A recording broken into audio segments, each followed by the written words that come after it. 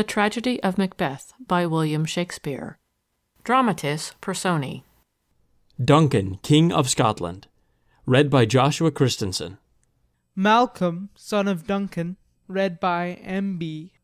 Donalbain, son of Duncan, read by Ellis Christoph.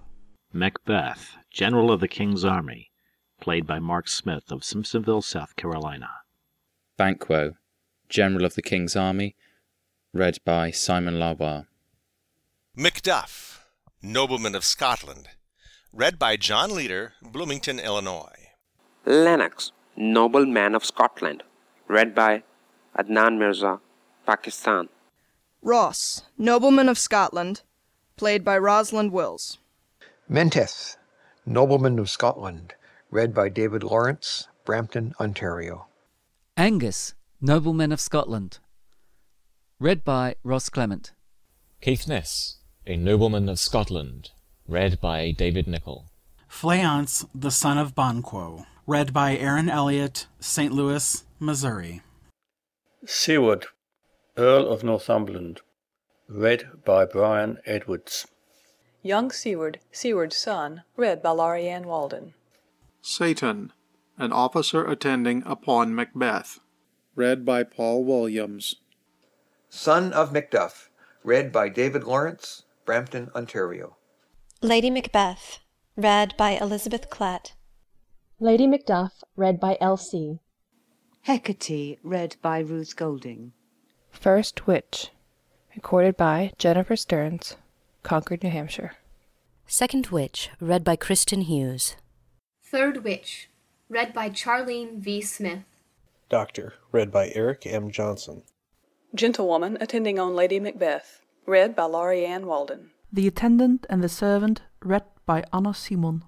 Lords, read by David Nichol. An Old Man, read by Paul Williams. The Porter, read by David Leeson. First Apparition, read by David Lawrence, Brampton, Ontario. Second Apparition, read by Ross Clement. Third Apparition, read by Finn Jameson. First Murderer, Hevid. Second Murder, read by Anna Roberts. Third Murderer, read by Ross Clement.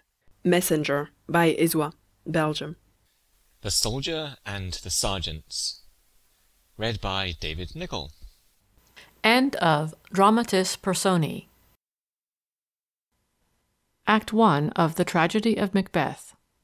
Act 1, Scene 1. A desert place. Thunder and lightning. Enter 3 witches. When shall we 3 meet again? In thunder, lightning, or in rain?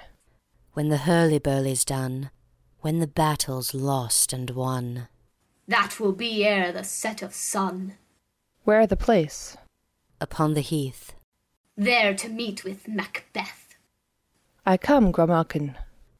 Paddock calls. Anon. Fair is foul, and foul is fair, hover through the fog and filthy air. Exeunt. Act 1, Scene 2. A camp near Forres. Alarm within. Enter Duncan, Malcolm, Donalbain, Lennox, with attendants, meeting a bleeding sergeant. What bloody man is that? He can report, as seemeth by his plight, of the revolt, the newest state. This is the sergeant who, like a good and hardy soldier, fought gainst my captivity. Hail, brave friend! Say to the king the knowledge of the broil as thou didst leave it. Doubtful it stood, as 2 spent swimmers that do cling together and choke their art. The merciless MacDonald, worthy to be a rebel, fought that the multiplying villainies of nature do swarm upon him. From the western isles of kerns and gallow-glasses is supplied, and fortune, on his damned quarrel smiling, showed like a rebel's whore. But all's too weak, for brave Macbeth, well he deserves that name, disdaining fortune, with his brandished steel, which smoked with bloody execution, like Valour's minion, carved out his passage till he faced the slave, which ne'er shook hands, nor bade farewell to him, till he unseamed him from the nave to the chaps, and fixed his head upon our battlements. Oh, valiant cousin, worthy gentleman! As whence the sun gins his reflection, shipwrecking storms and direful thunders break, so from that spring whence comfort seems to come, discomfort swells. Mark, King of Scotland, mark! No sooner justice had with valour armed compelled these skipping kerns to trust their heels, but the Norwegian lord, surveying vantage, with furbished arms and new supplies of men, began a fresh assault. Dismayed not this our captains, Macbeth and Banquo? Yes, as sparrows eagles, or the hare the lion. If I so sooth, I must report. They were as cannons overcharged with double cracks, so they doubly redoubled strokes upon the foe. Except they meant to bathe in reeking wounds, or memorize another Golgotha, I cannot tell. But I am faint. My gashes cry for help. So well thy words become thee as thy wounds. They smack of honour both.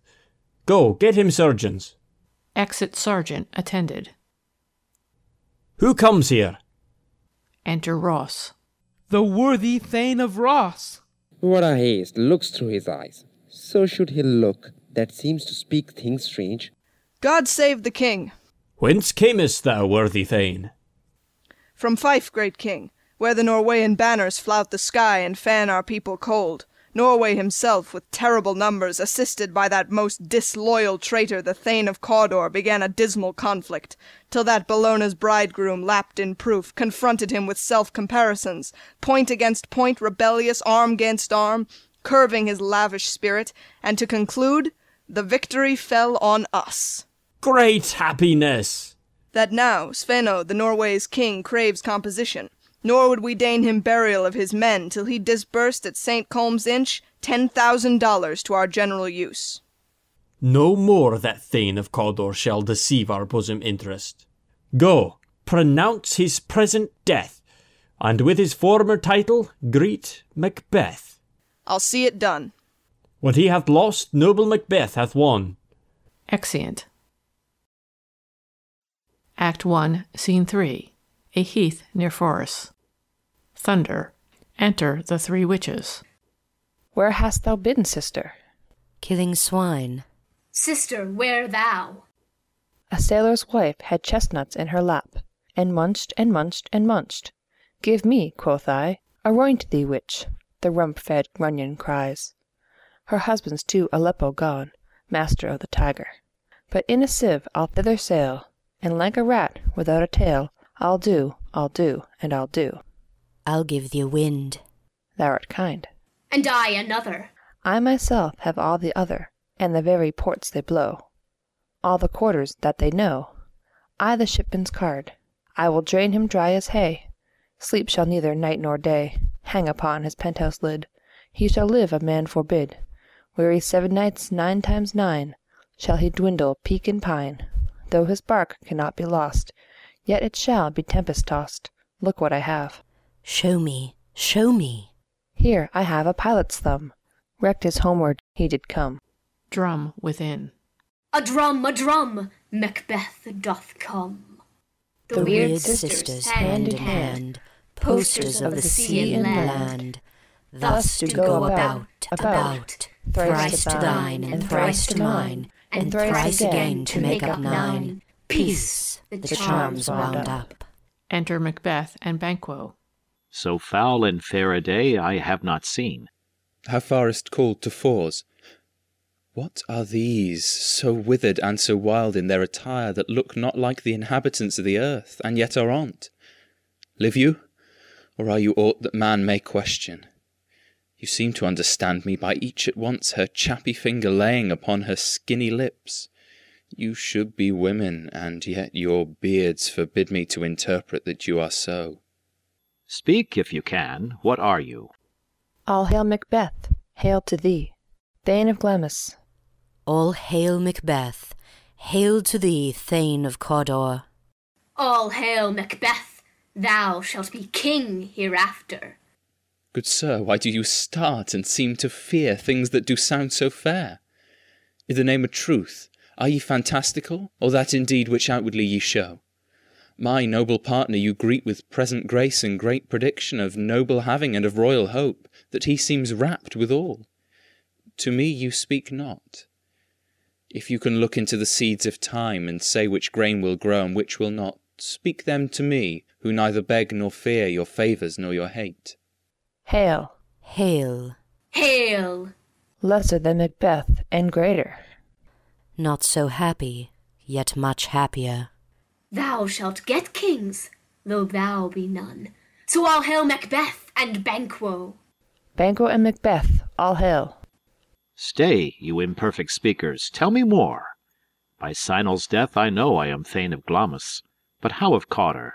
The Thane of Cawdor lives, prosperous gentleman, and to be king stands not within the prospect of belief no more than to be Cawdor. Say from whence you owe this strange intelligence, or why upon this blasted heath you stop our way with such prophetic greeting. Speak, I charge you. Witches vanish. The earth hath bubbles as the water has, and these are of them. Whither are they vanished? Into the air, and what seemed corporal melted as breath into the wind. Would they had stayed. Were such things here as we do speak about? Or have we eaten on the insane root that takes reason prisoner? Your children shall be kings.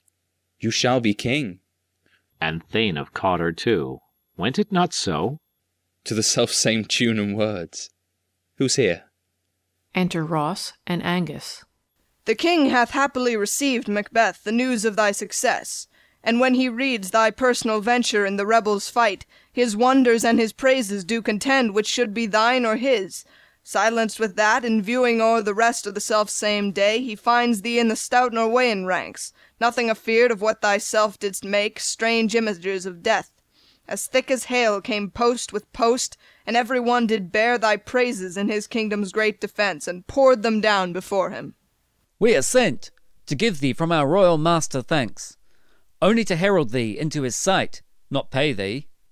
And, for an earnest of a greater honour, he bade me from him call thee Thane of Cawdor, in which addition hail, most worthy Thane, for it is thine. What? Can the devil speak true? The Thane of Cawdor lives. Why do you dress me in borrowed robes? Who was the Thane lives yet, but under heavy judgment bears that life which he deserves to lose, whether he was combined with those of Norway, or did line the rebel with hidden help and vantage, or that with both he laboured in his country's wreck, I know not, but treason's capital, confessed and proved, have overthrown him. Aside. Glamis and Thane of Cawdor, the greatest is behind. To Ross and Angus. Thanks for your pains. To Banquo. Do you not hope your children shall be kings, when those that gave the Thane of Cawdor to me promised no less to them? That trusted home might yet enkindle you unto the crown, besides the Thane of Cawdor. But 'tis strange, and oftentimes to win us to our harm, the instruments of darkness tell us truths, win us with honest trifles, to betray us in deepest consequence. Cousins, a word, I pray you. Aside. 2 truths are told, as happy prologues to the swelling act of the imperial theme. I thank you, gentlemen. Aside. This supernatural soliciting cannot be ill, cannot be good. If ill, why hath it given me earnest of success, commencing in a truth? I am Thane of Cawdor. If good, why do I yield to that suggestion whose horrid image doth unfix my hair and make my seated heart knock at my ribs against the use of nature? Present fears are less than horrible imaginings.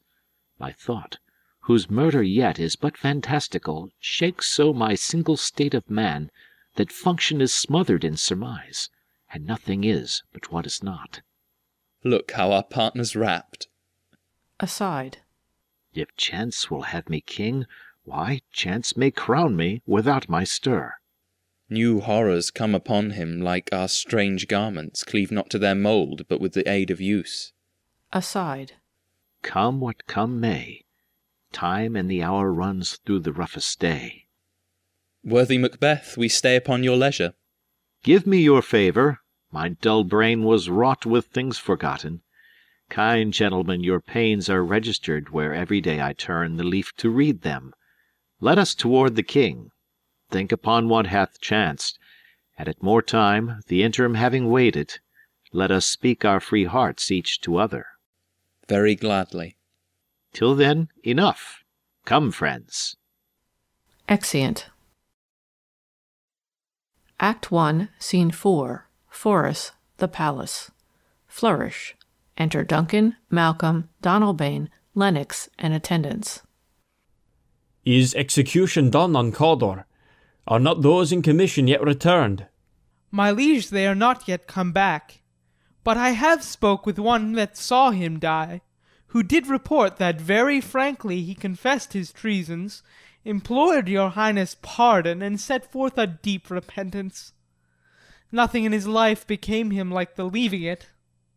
He died as one that had been studied in his death to throw away the dearest thing he owed as 'twere a careless trifle.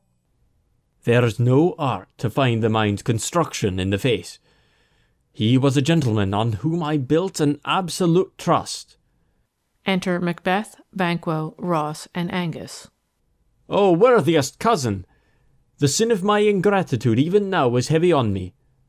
Thou art so far before that swiftest wing of recompense is slow to overtake thee. Would thou hadst less deserved, that the proportion both of thanks and payment might have been mine. Only I have left to say, more is thy due than more than all can pay. The service and the loyalty I owe, in doing it, pays itself. Your highness's part is to receive our duties, and our duties are to your throne and state children and servants, which do but what they should, by doing everything safe toward your love and honour. Welcome hither. I have begun to plant thee, and will labour to make thee full of growing. Noble Banquo, thou hast no less deserved, nor must be known no less to have done so. Let me enfold thee and hold thee to my heart. There if I grow, the harvest is your own. My plenteous joys, wanton in fullness, seek to hide themselves in drops of sorrow. Sons, kinsmen, thanes, and you whose places are the nearest, know, we will establish our estate upon our eldest, Malcolm, whom we name hereafter the Prince of Cumberland, which honour must not unaccompanied invest him only, but signs of nobleness, like stars, shall shine on all deservers. From hence to Inverness, and bind us further to you. The rest is labour, which is not used for you. I'll be myself the harbinger, and make joyful the hearing of my wife with your approach. So humbly take my leave. My worthy Cawdor. Aside. The Prince of Cumberland, that is a step on which I must fall down, or else o'erleap, for in my way it lies. Stars, hide your fires, let not light see my black and deep desires. The eye wink at the hand, yet let that be, which the eye fears when it is done, to see. Exit. True, worthy Banquo, he is full so valiant, and in his commendations I am fed, it is a banquet to me. Let's after him, whose care is gone before to bid us welcome. It is a peerless kinsman. Flourish. Exeunt. Act 1, Scene 5. Inverness, Macbeth's castle. Enter Lady Macbeth, reading a letter. They met me in the day of success, and I have learned by the perfectest report they have more in them than mortal knowledge.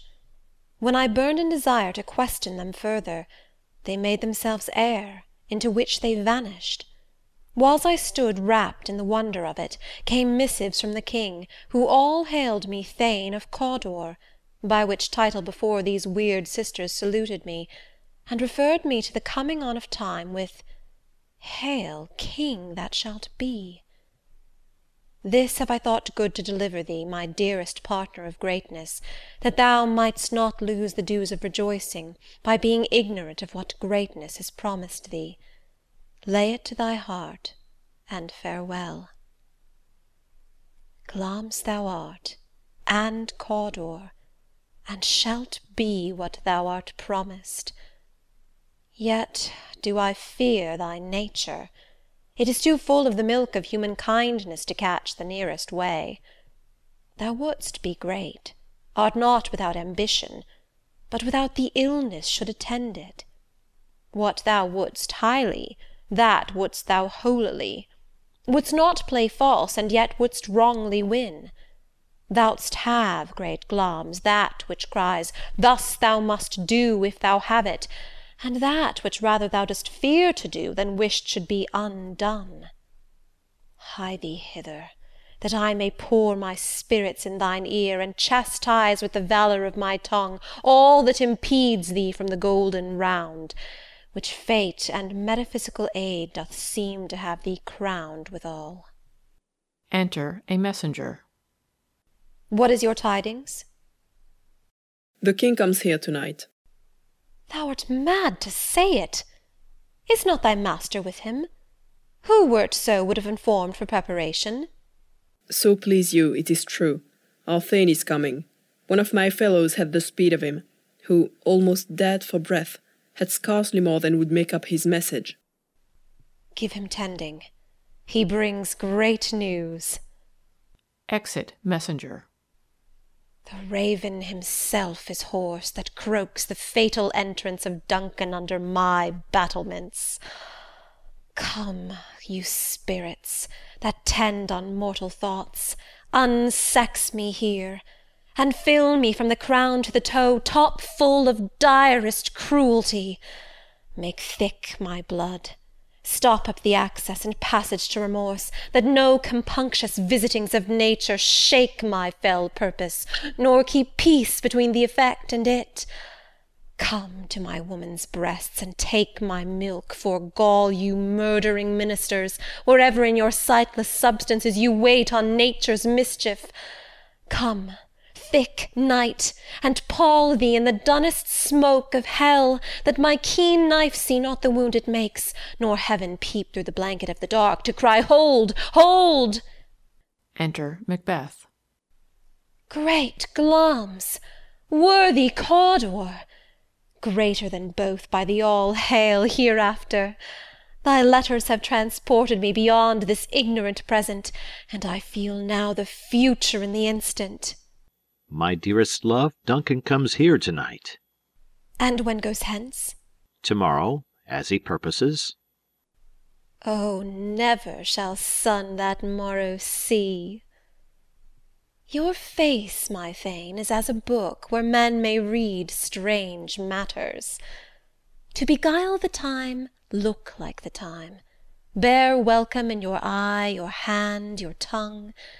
Look like the innocent flower, but be the serpent under it.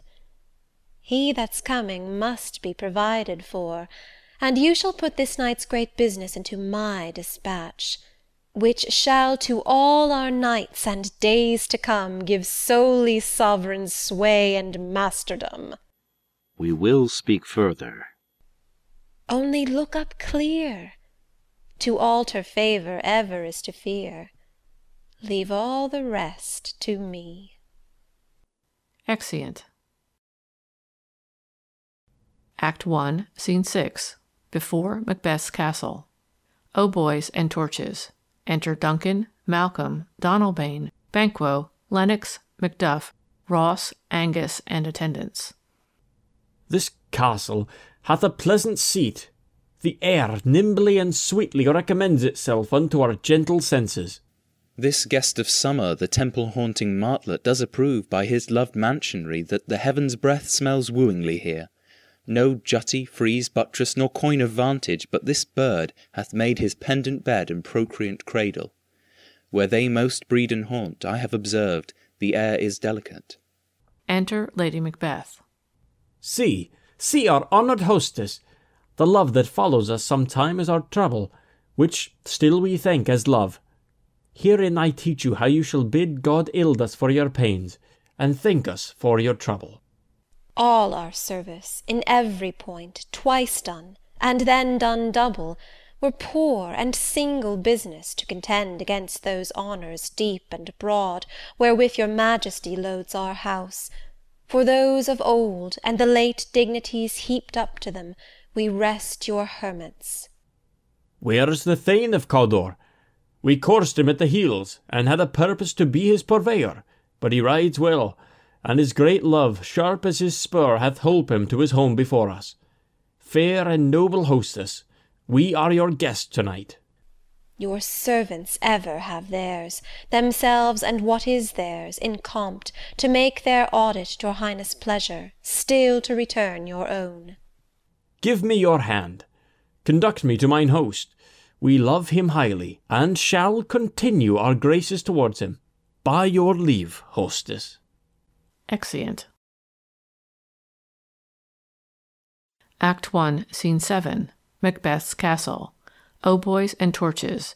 Enter a sewer, and divers servants with dishes and service, and pass over the stage. Then enter Macbeth. If it were done when 'tis done, then 'twere well it were done quickly.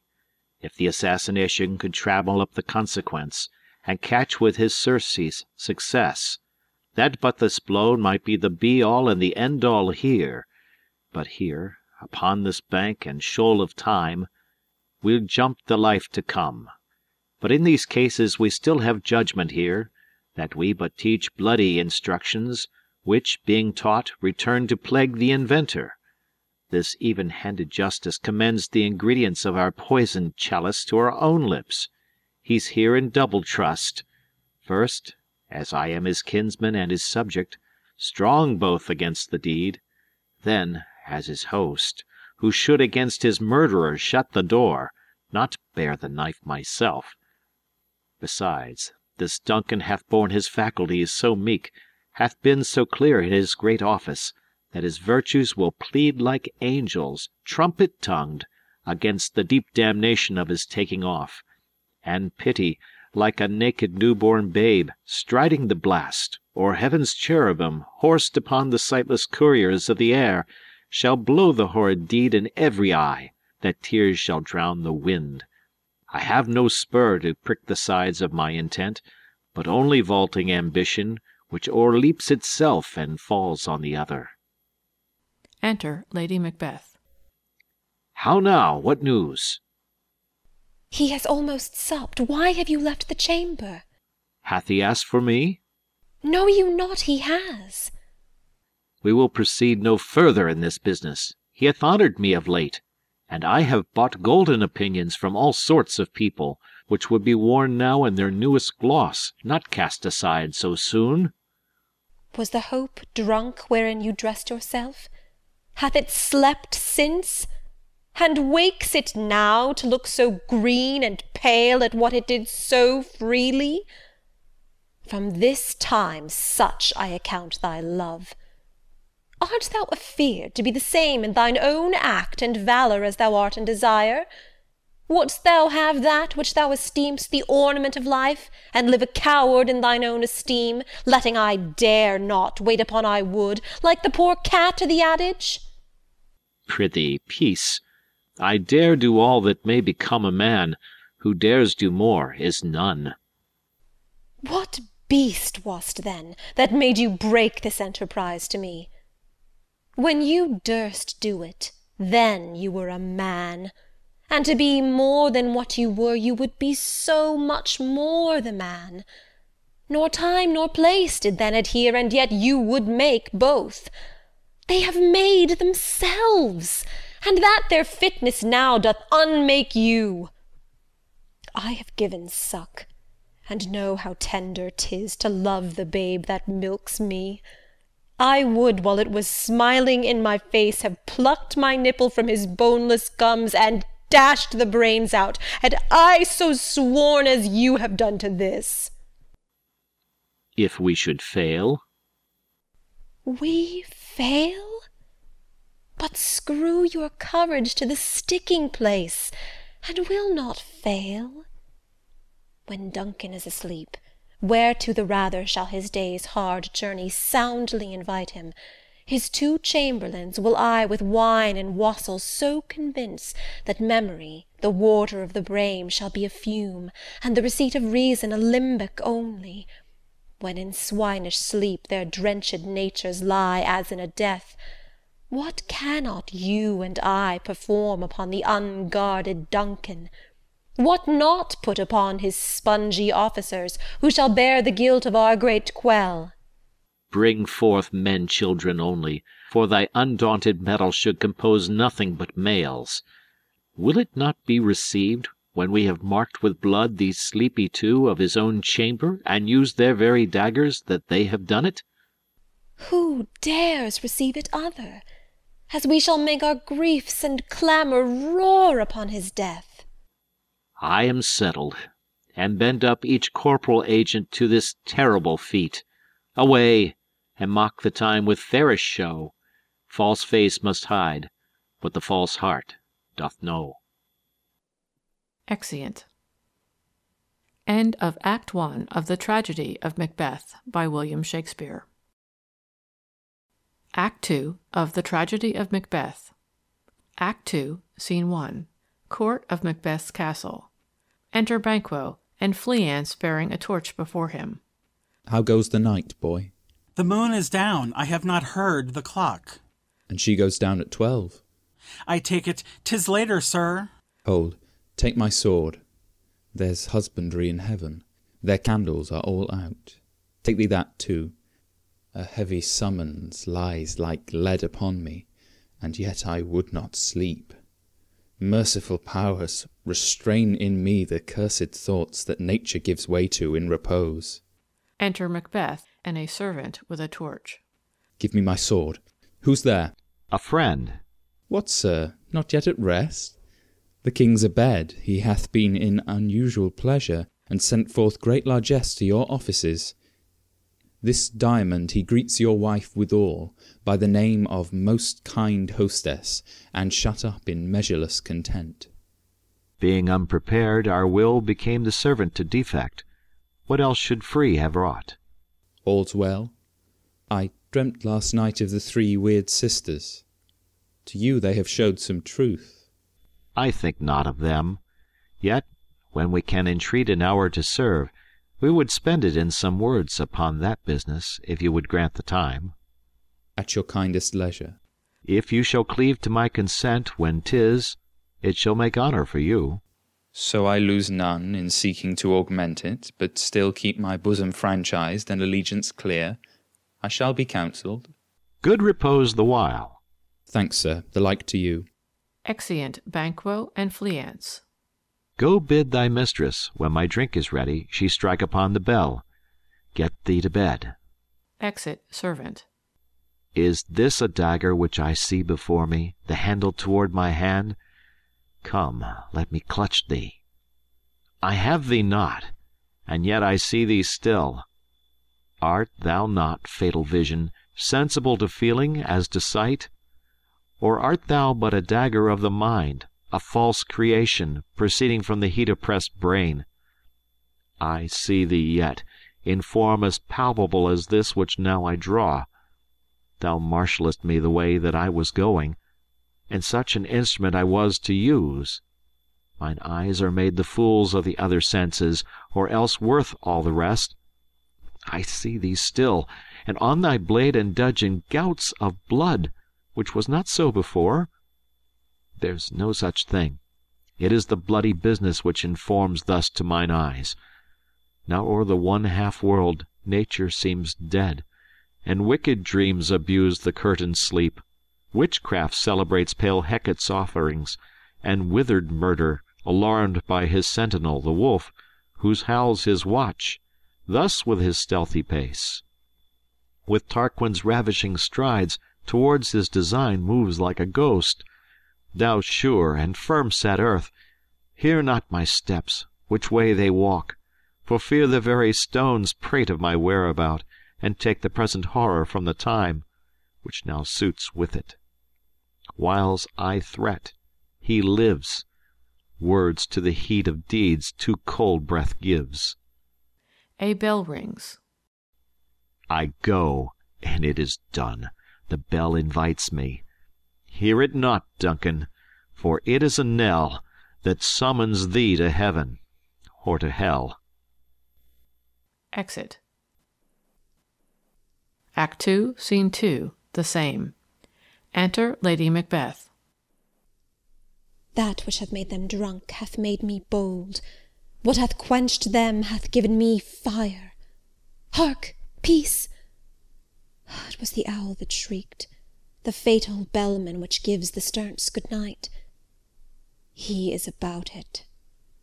The doors are open, and the surfeited grooms do mock their charge with snores. I have drugged their possets, that death and nature do contend about them whether they live or die. Within. Who's there? What ho! Alack, I am afraid they have awaked, and 'tis not done. The attempt and not the deed confounds us. Hark! I laid their daggers ready. He could not miss 'em.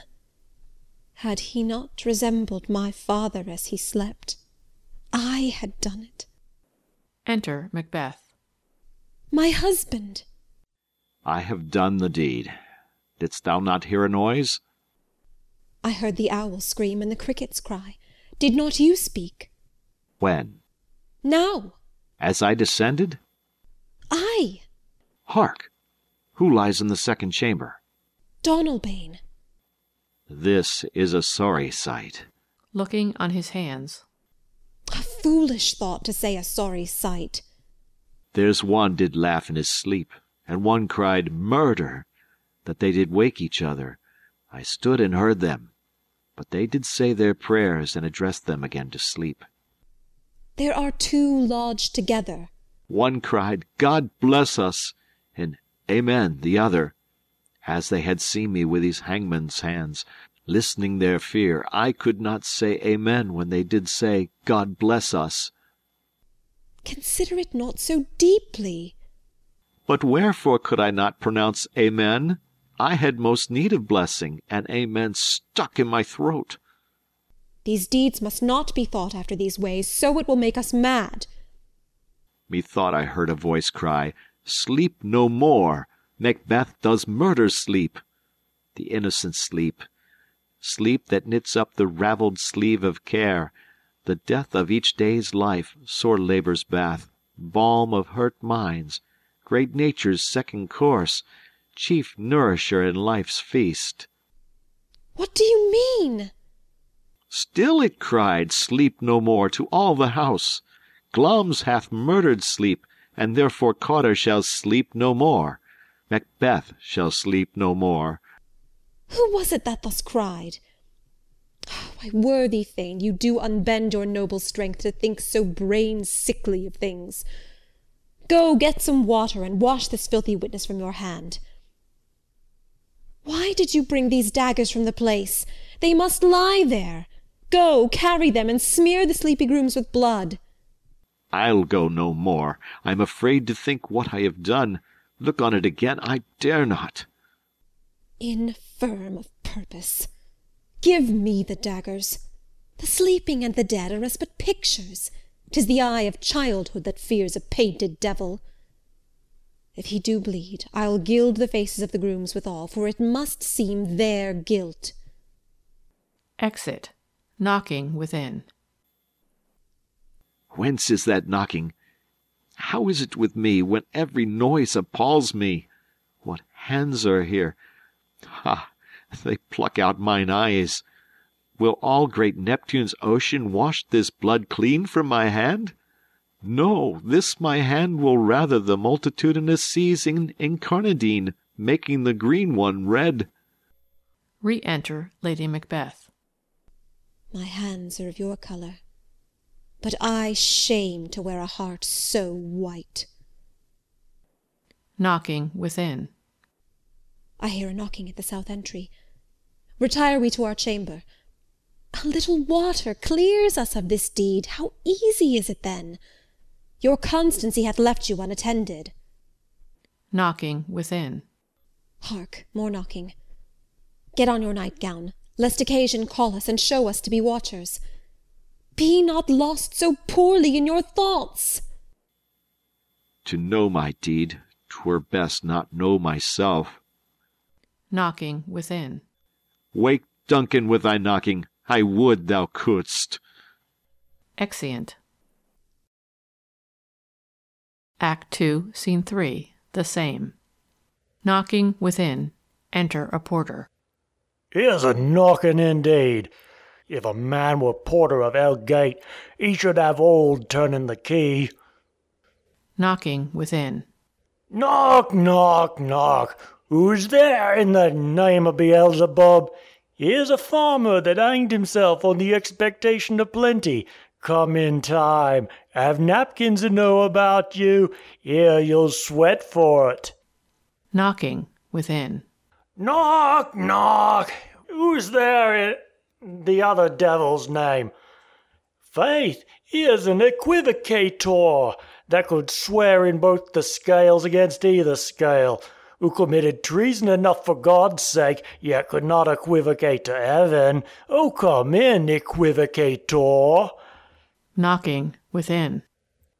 Knock, knock, knock. Who's there? Faith, here's an English tailor, come hither, for stealing out of a French hose. Come in, tailor, here you may roast your goose. Knocking within. Knock, knock, never a quiet. What are you? But this place is too cold for hell. I'll devil porter it no further. I had thought to have let in some of all professions that go the primrose way to the everlasting bonfire. Knocking within. Anon, I pray you remember the porter. Opens the gate. Enter Macduff and Lennox. Was it so late, friend, ere you went to bed, that you do lie so late? Faith, sir, we were carousing till the second cock, and drink, sir, is a great provoker of three things. What 3 things does drink especially provoke? Marry, sir, nose painting, sleep, and urine. Lechery, sir, it provokes and unprovokes. It provokes the desire, but it takes away the performance. Therefore, much drink may be said to be an equivocator with lechery. It makes him and it mars him. It sets him on and it takes him off. It persuades him and disheartens him, makes him stand to, and not stand to. In conclusion, equivocates him in a sleep, and giving him the lie, leaves him. I believe drink gave thee the lie last night. That it did, sir. It in the very throat on me. But I requited him for his lie, and I think, being too strong for him, though he took up my legs sometimes, yet I made a shift to cast him. Is thy master stirring? Enter Macbeth. Our knocking has awaked him. Here he comes. Good morrow, noble sir. Good morrow, both. Is the king stirring, worthy Thane? Not yet. He did command me to call timely on him. I have almost slipped the hour. I'll bring you to him. I know this is a joyful trouble to you, but yet 'tis one. The labor we delight in physics pain. This is the door. I'll make so bold to call, for 'tis my limited service. Exit. Goes the king hence today? He does. He did appoint so.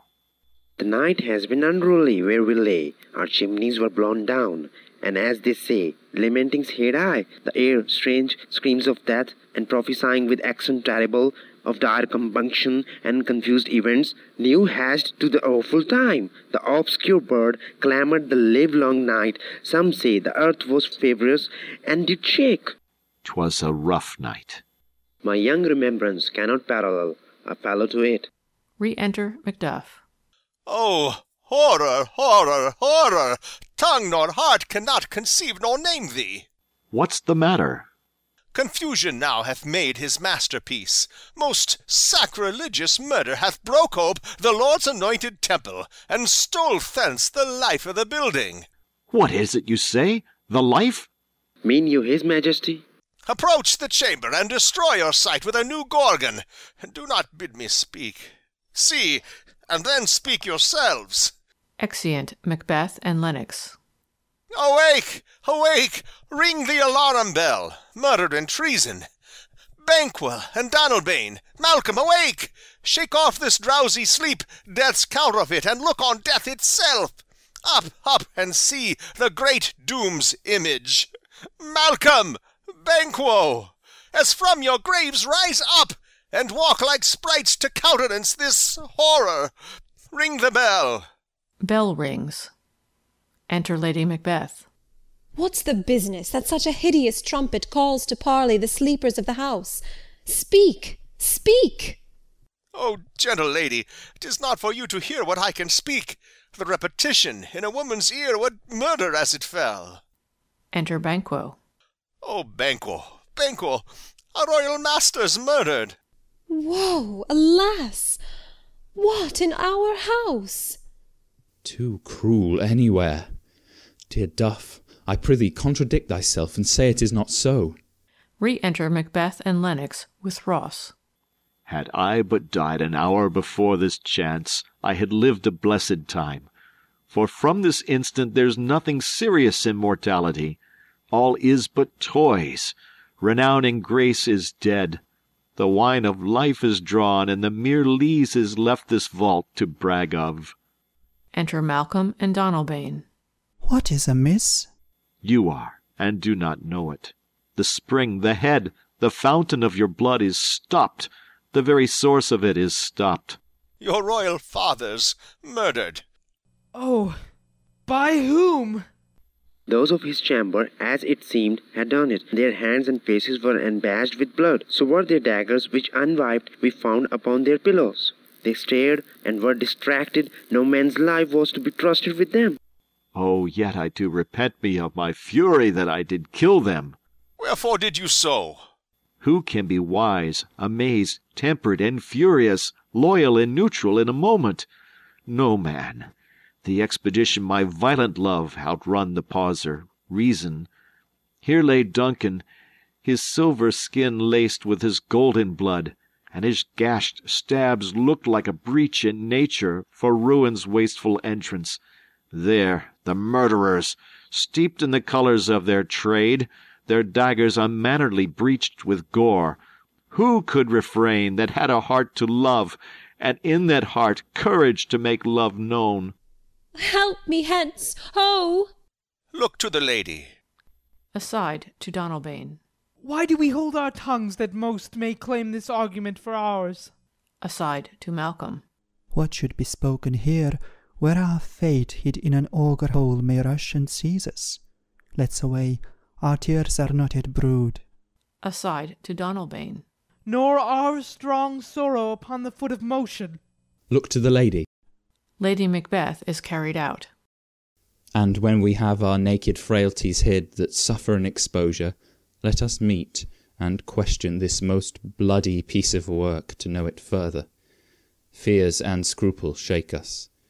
In the great hand of God I stand, and thence against the undivulged pretence I fight of treasonous malice. And so do I. So all. Let's briefly put on manly readiness, and meet in the hall together. Well contented. Exeunt, all but Malcolm and Donalbain. What will you do? Let's not consort with them. To show an unfelt sorrow is an office which the false man does easy. I'll to England. To Ireland, aye. Our separated fortune shall keep us both the safer. Where we are, there is daggers in men's smiles. The near in blood, the nearer bloody. This murderous shaft that shot hath not yet lighted, and our safest way is to avoid the aim. Therefore to horse, and let us not be dainty of leave-taking, but shift away. There's warrant in that theft which steals itself when there's no mercy left. Exeunt. Act 2, Scene 4. Outside Macbeth's castle. Enter Ross and an old man. 70 I can remember well, within the volume of which time I have seen, hours dreadful and things strange. But this sore night hath trifled former knowings. Ah, good father, thou seest the heavens, as troubled with man's act, threaten his bloody stage. By the clock 'tis day, and yet dark night strangles the travelling lamp. Is night's predominance, or the day's shame that darkness doth the face of earth entomb, when living light should kiss it? 'Tis unnatural, even like the deed that's done. On Tuesday last, a falcon, towering in her pride of place, was by a mousing owl hawked at and killed. And Duncan's horses, a thing most strange and certain, beauteous and swift, the minions of their race, turned wild in nature, broke their stalls, flung out, contending against obedience, as they would make war with mankind.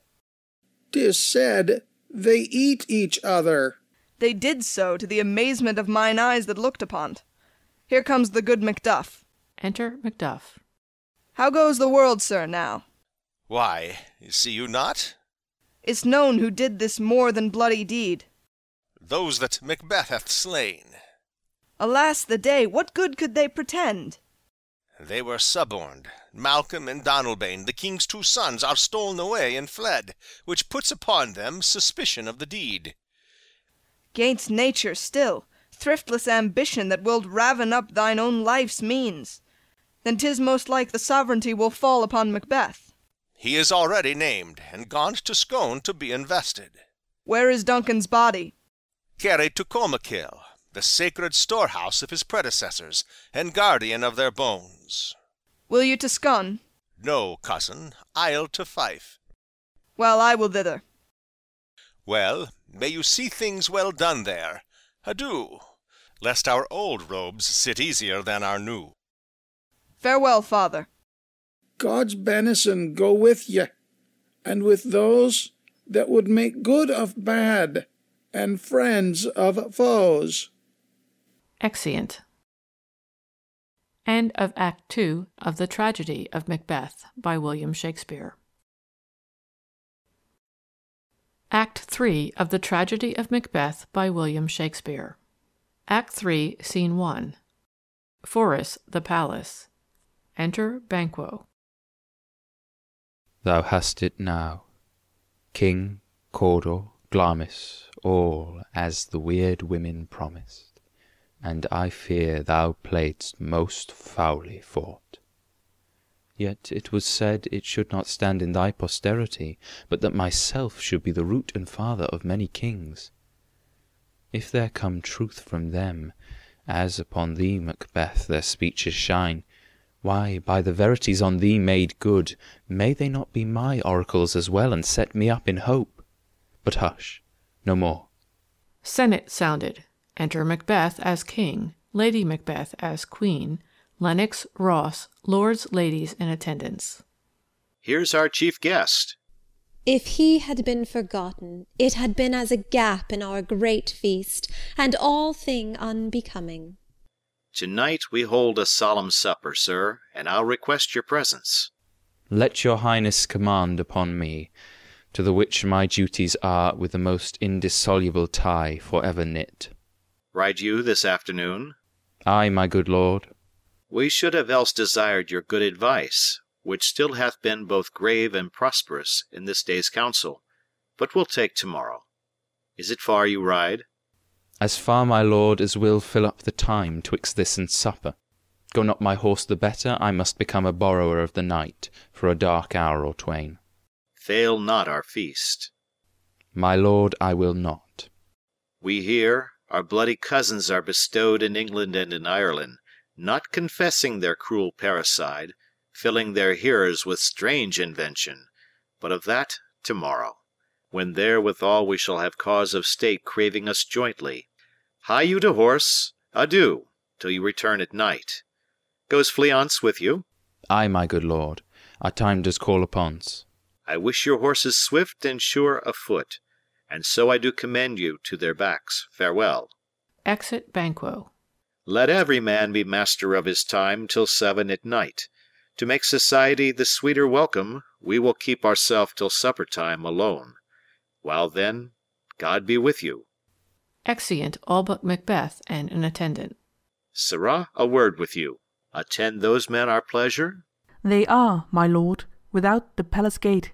Bring them before us. Exit attendant. To be thus is nothing, but to be safely thus. Our fears in Banquo stick deep, and in his royalty of nature reigns that which would be feared. 'Tis much he dares, and to that dauntless temper of his mind he hath a wisdom that doth guide his valour to act in safety. There is none but he whose being I do fear, and under him my genius is rebuked, as it is said Mark Antony's was by Caesar. He chid the sisters when first they put the name of king upon me, and bade them speak to him. Then, prophet-like, they hailed him father to a line of kings. Upon my head they placed a fruitless crown, and put a barren sceptre in my grape, thence to be wrenched from an unlineal hand, no son of mine succeeding.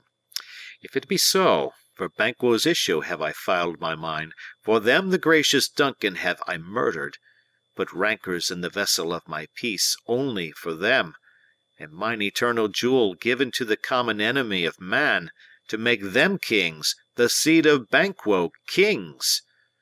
Rather than so, come fate into our list, and champion me to the utterance. Who's there? Re-enter attendant with 2 murderers. Now go to the door, and stay there till we call. Exit attendant. Was it not yesterday we spoke together? It was, so please your highness. Well then now, have you considered of my speeches? Know that it was he in the times past which held you so under fortune, which you thought had been our innocent self. This I made good to you in our last conference, passed in probation with you. How you were borne in hand, how crossed, the instruments, who wrought with them, and all things else that might to half a soul and to a notion crazed say, thus did Banquo. You made it known to us? I did so, and went further, which is now our point of second meeting. Do you find your patience so predominant in your nature that you can let this go? Are you so gospelled to pray for this good man and for his issue, whose heavy hand hath bowed you to the grave and beggared yours for ever? We are men, my liege. Ay, in the catalogue ye go for men, as hounds and greyhounds, mongrels, spaniels, curs, choughs, water-rugs, and demi-wolves are clept all by the name of dogs. The valued file distinguishes the swift, the slow, the subtle, the housekeeper, the hunter, every one according to the gift which bounteous nature hath in him closed, whereby he does receive particular addition from the bill that writes them all alike, and so of men. Now, if you have a station in the file, not in the worst rank of manhood, say it, and I will put that business in your bosoms, whose execution takes your enemy off, grapples you to the heart and love of us, who wear our health but sickly in his life, which in his death were perfect. I am one, my liege, whom the vile blows and buffets of the world have so incensed that I am reckless what I do to spite the world. And I another, so weary with disasters, tugged with fortune, that I would set my life on any chance to mend it or be rid on't. Both of you know Banquo was your enemy. True, my lord. So is he mine, and in such bloody distance that every minute of his being thrusts against my nearest of life, and though I could with barefaced power sweep him from my sight and bid my will avouch it, yet I must not, for certain friends that are both his and mine, whose loves I may not drop, but wail his fall who I myself struck down, and thence it is that I to your assistance do make love, masking the business from the common eye for sundry weighty reasons. We shall, my lord, perform what you command us. Though our lives... Your spirits shine through you. Within this hour at most I will advise you where to plant yourselves, acquaint you with the perfect spy of the time, the moment on it, for it must be done tonight, and something from the palace. Always thought that I require a clearness, and with him, to leave no rubs nor botches in the work, Fleance's son, that keeps him company, whose absence is no less material to me than is his father's, must embrace the fate of that dark hour. Resolve yourselves apart. I'll come to you anon. We are resolved, my lord. I'll call upon you straight. Abide within. Exeunt murderers. It is concluded. Banquo, thy soul's flight, if it find heaven, must find it out tonight. Exit. Act 3, Scene 2, The Palace. Enter Lady Macbeth and a servant. Is Banquo gone from court? Ay, madam, but returns again tonight. Say to the king I would attend his leisure for a few words. Madam, I will. Exit. Naught's had, all spent, or our desire is got without content. 'Tis safer to be that which we destroy, than by destruction dwell in doubtful joy. Enter Macbeth. How now, my lord? Why do you keep alone? Of sorriest fancies your companions making, using those thoughts which should indeed have died with them they think on. Things without all remedy should be without regard. What's done is done. We have scotched the snake, not killed it. She'll close and be herself, whilst our poor malice remains in danger of her former tooth. But let the frame of things disjoint, both the world suffer, ere we will eat our meal in fear, and sleep in the affliction of these terrible dreams that shake us nightly. Better be with the dead, whom we, to gain our peace, have sent to peace, than on the torture of the mind to lie in restless ecstasy. Duncan is in his grave. After life's fitful fever he sleeps well. Treason has done his worst. Nor steel, nor poison, malice domestic, foreign levy, nothing can touch him further.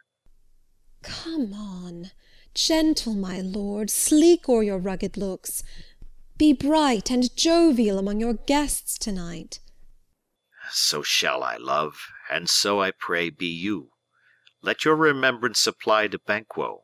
Present him eminence both with eye and tongue, unsafe the while, that we must lave our honours in these flattering streams, and make our faces vizards to our hearts, disguising what they are. You must leave this. Oh, full of scorpions is my mind, dear wife. Thou know'st that Banquo and his fleance lives. But in them nature's copies not a turn. There's comfort yet. They are assailable. Then be thou jocund, ere the bat hath flown his cloistered flight, ere to black Hecate's summons the shard-born beetle with his drowsy hums hath rung night's yawning peal, there shall be done a deed of dreadful note. What's to be done? Be innocent of the knowledge, dearest Chuck, till thou applaud the deed. Come, sealing night, scarf up the tender eye of pitiful day, and with thy bloody and invisible hand cancel and tear to pieces that great bond which keeps me pale. Light thickens, and the crow makes wing to the rooky wood. Good things of day begin to droop and drowse, while night's black agents to their praise do rouse. Thou marvellest at my words, but hold these still. Things bad begun make strong themselves by ill. So prithee, go with me. Exeunt. Act 3, Scene 3, a park near the palace. Enter 3 murderers. But who did bid thee join with us? Macbeth.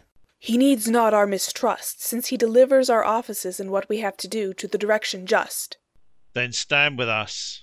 The west yet glimmers with some streaks of day, now spurs the lated traveller apace to gain the timely inn, and near approaches the subject of our watch.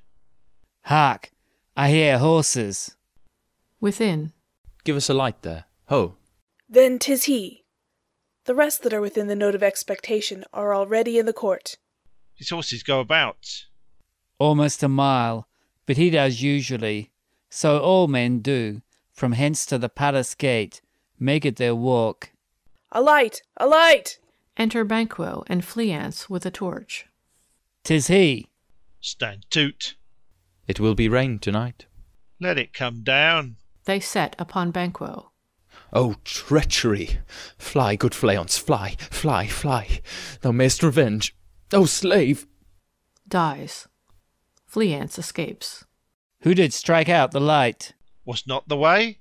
There's but one down. The sun has fled. We have lost best half of our affair. Well, let's away, and say how much is done. Exeunt. Act 3, Scene 4. The same. Hall in the palace. A banquet prepared. Enter Macbeth, Lady Macbeth, Ross, Lennox, lords and attendants. You know your own degrees. Sit down. At first and last the hearty welcome. Thanks to your majesty. Ourself will mingle with society and play the humble host. Our hostess keeps her state, but in best time we will require her welcome. Pronounce it for me, sir, to all our friends, for my heart speaks. They are welcome. First murderer appears at the door. See, they encounter thee with their heart's thanks. Both sides are even. Here I'll sit in the midst. Be large in mirth. Anon we'll drink a measure the table round. Approaching the door. There's blood on thy face.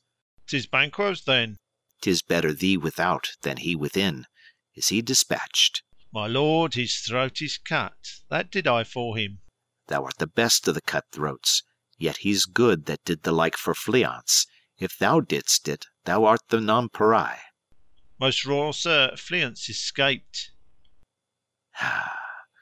Then comes my fit again.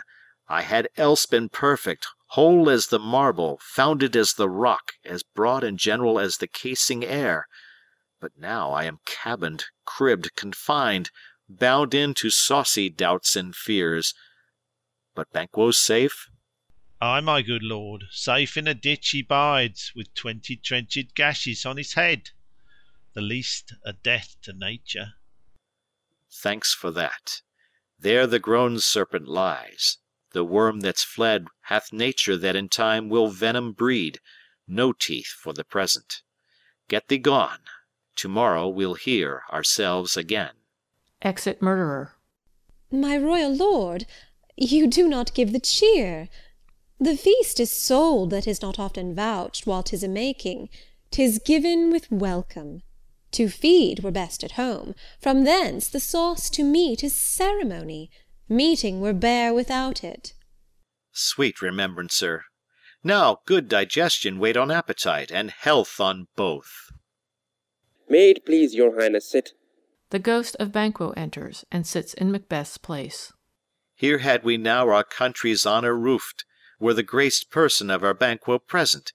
Who may I rather challenge for unkindness than pity for mischance? His absence, sir, lays blame upon his promise. Pleased your highness to grace us with your royal company. The table's full. Here is a place, reserved, sir. Where? Here, my good lord. What is it that moves your highness? Which of you has done this? What, my good lord? Thou canst not say I did it. Never shake thy gory locks at me. Gentlemen, rise. His highness is not well. Sit, worthy friends. My lord is often thus, and hath been from his youth. Pray you keep seat. The fit is momentary. Upon a thought he will again be well. If much you note him, you shall offend him and extend his passion. Feed, and regard him not. Are you a man? Ay, and a bold one, that dare look on that which might appall the devil. Oh, proper stuff! This is the very painting of your fear. This is the air-drawn dagger which, you said, led you to Duncan. Oh, these flaws and starts, impostors to true fear, would well become a woman's story at a winter's fire, authorized by her grandam. Shame itself! Why do you make such faces? When all's done, you look but on a stool. Prithee, see there, behold! Look, lo, how say you? Why, what care I? If thou canst nod, speak too. If charnel houses and our graves must send those that we bury back, our monuments shall be the maws of kites. Ghost of Banquo vanishes. What, quite unmanned in folly? If I stand here, I saw him. Fie, for shame! Blood hath been shed ere now, in the olden time, ere human statue purged the gentle wheel. Ay, and since, too, murders have been performed too terrible for the ear.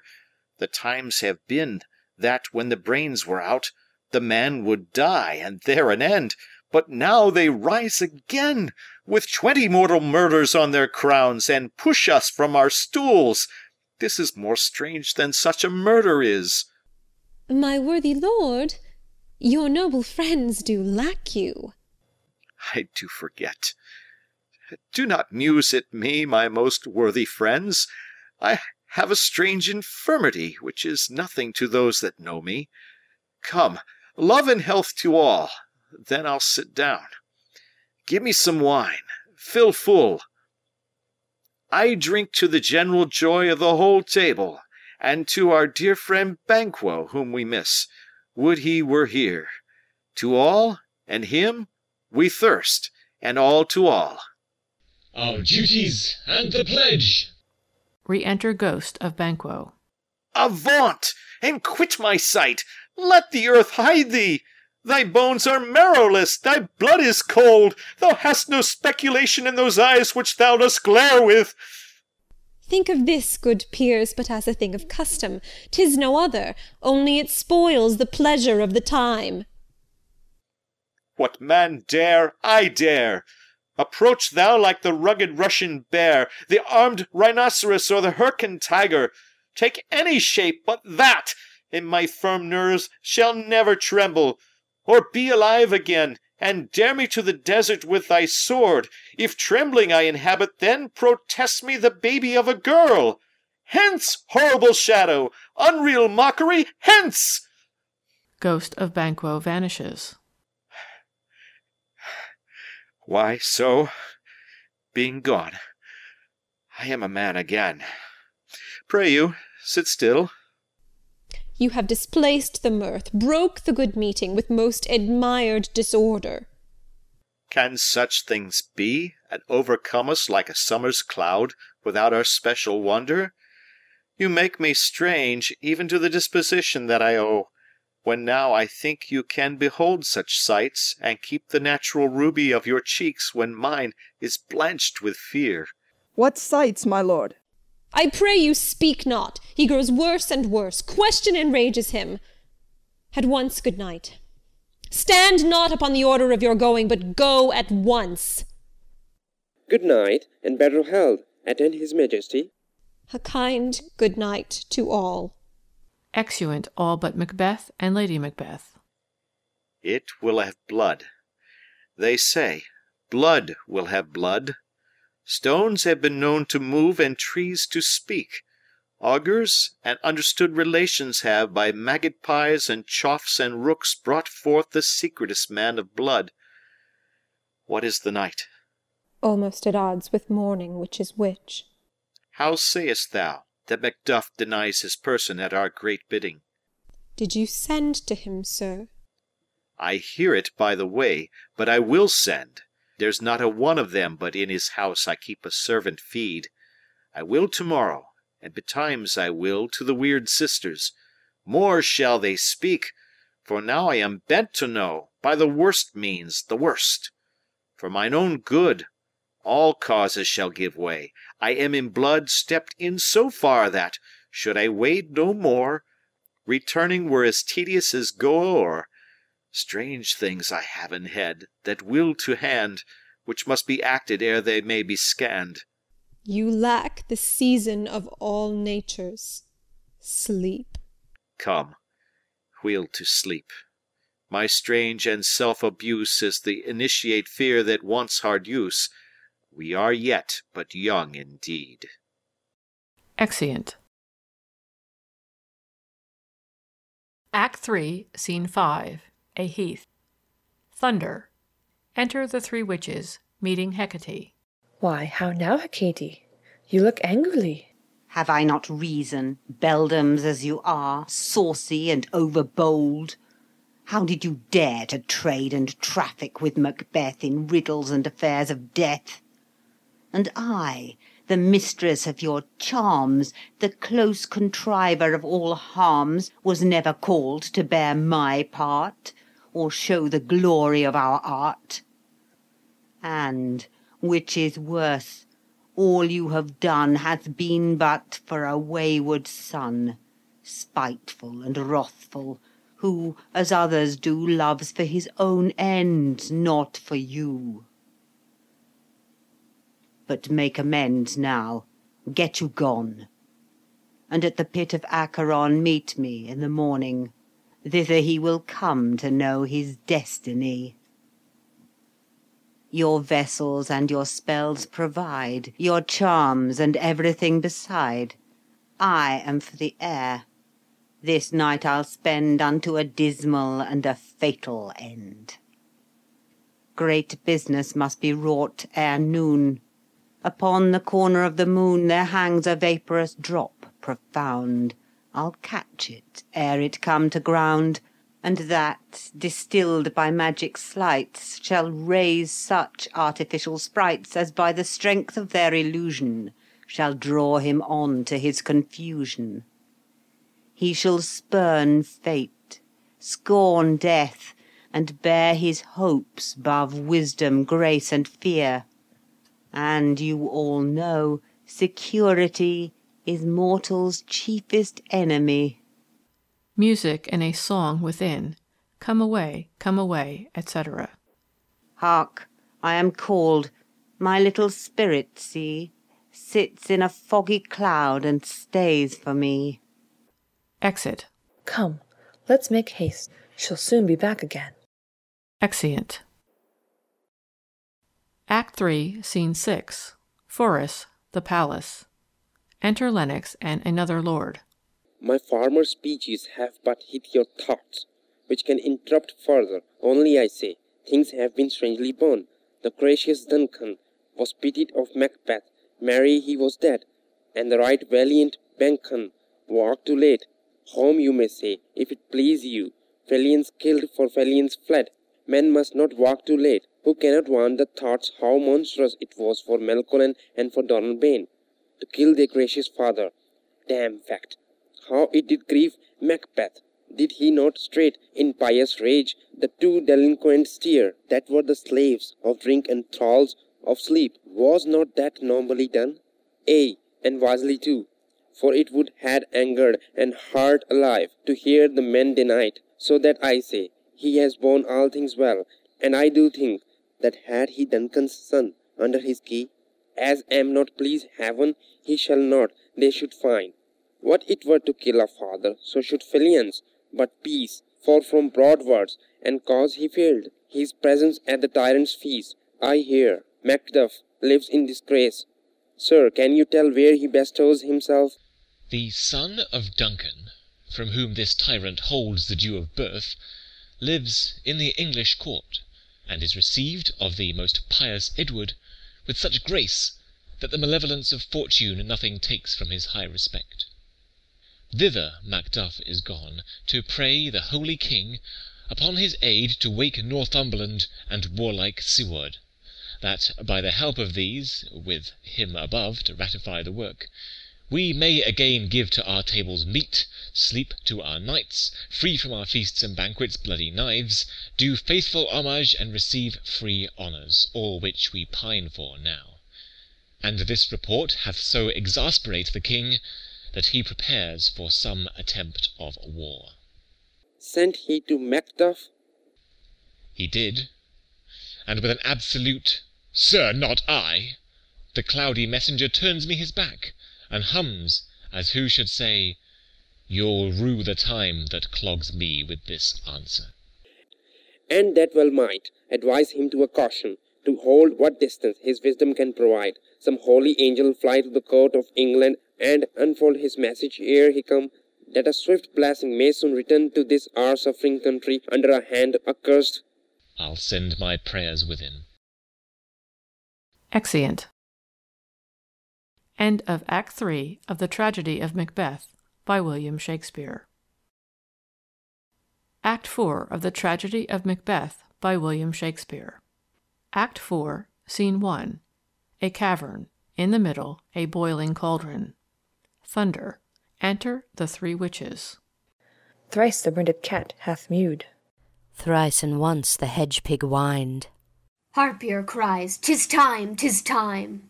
Round about the cauldron go, in the poisoned entrails throw. Toad that under cold stone days and nights has 31, sweltered venom sleeping got. Boil thou first in the charmed pot. Double, double, toil and trouble, fire burn and cauldron bubble. Fillet of a fenny snake, in the cauldron boil and bake. Eye of newt and toe of frog, wool of bat and tongue of dog. Adder's fork and blind worm's sting, lizard's leg and owlet's wing. For a charm of powerful trouble, like a hell broth boil and bubble. Double, double, toil and trouble, fire burn and cauldron bubble. Scale of dragon, tooth of wolf, witch's mummy, maw and goof. Of the ravened salt sea shark, root of hemlock digged in the dark. Liver of blaspheming Jew, gall of goat and slips of ewe, silvered in the moon's eclipse. Nose of Turk and Tartar's lips, finger of birth-strangled babe, ditch delivered by a drab, make the gruel thick and slab. Add thereto a tiger's chaldron for the ingredients of our cauldron. Double, double, toil and trouble, fire burn and cauldron bubble. Cool it with a baboon's blood, then the charm is firm and good. Enter Hecate to the other three witches. Oh, well done! I commend your pains, and every one shall share in the gains. And now about the cauldron sing, like elves and fairies in a ring, enchanting all that you put in. Music and a song, black spirits, etc. Hecate retires. By the pricking of my thumbs, something wicked this way comes. Open locks, whoever knocks. Enter Macbeth. How now, you secret black and midnight hags? What is it you do? A deed without a name. I conjure you by that which you profess, howe'er you come to know it, answer me. Though you untie the winds and let them fight against the churches, though the yesty waves confound and swallow navigation up, though bladed corn be lodged and trees blown down, though castles topple on their waters' heads, though palaces and pyramids do slope their heads to their foundations, though the treasure of nature's germans tumble all together, even till destruction sicken, answer me to what I ask you. Speak. Demand. Will answer. Say, if thou'st rather hear it from our mouths, or from our masters. Call 'em, let me see 'em. Pour in sow's blood, that hath eaten her 9 farrow grease that's sweeten.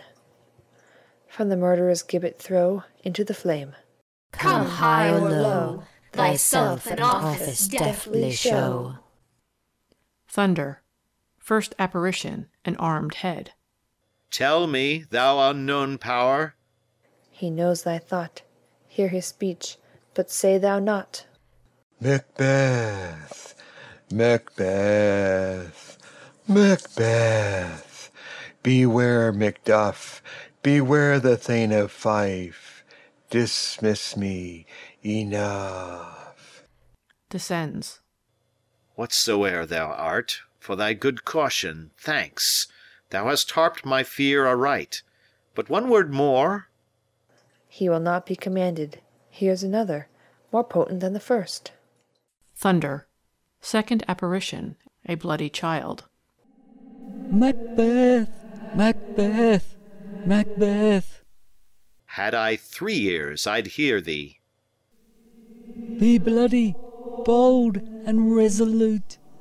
Laugh to scorn the power of man. For none of woman born shall harm Macbeth. Descends. Then live, Macduff.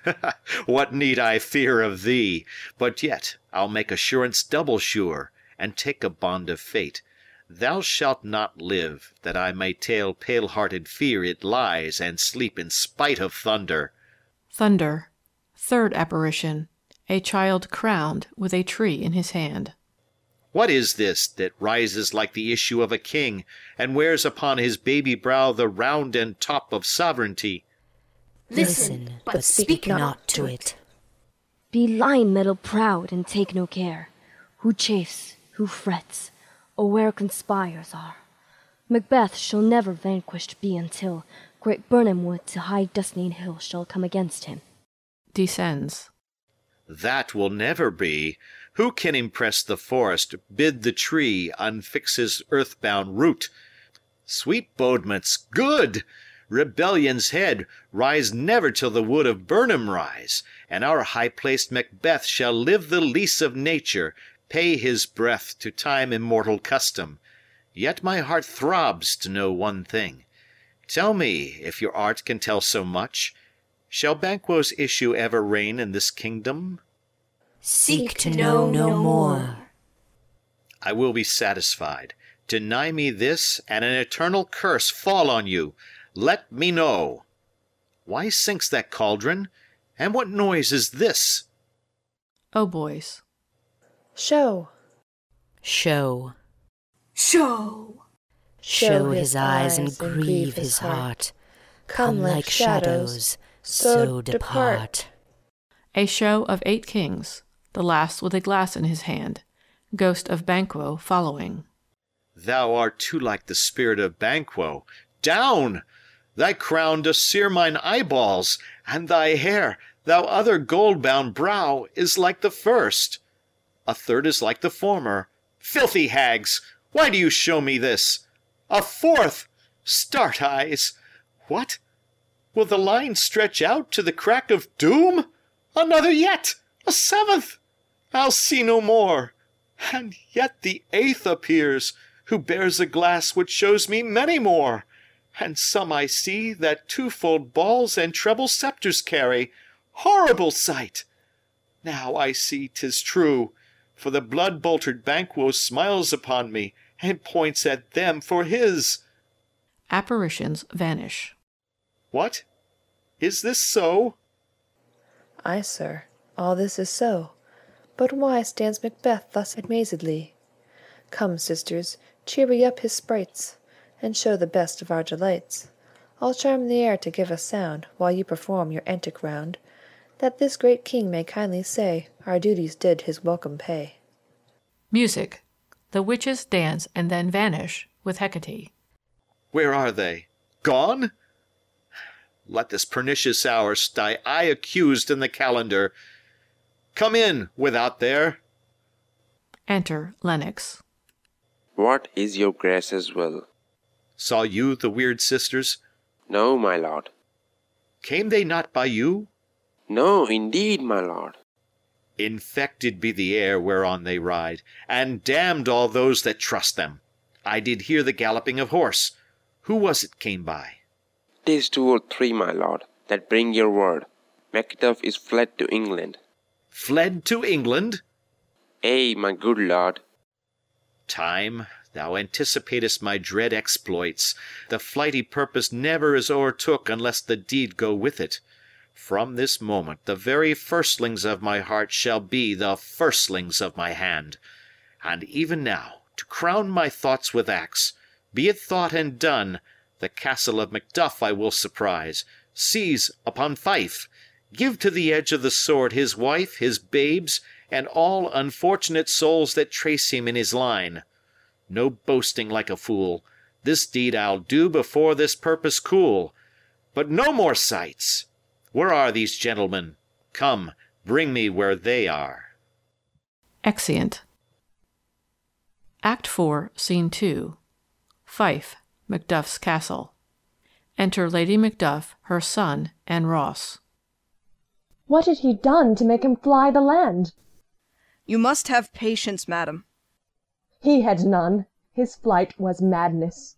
When our actions do not, our fears do make us traitors. You know not whether it was his wisdom or his fear.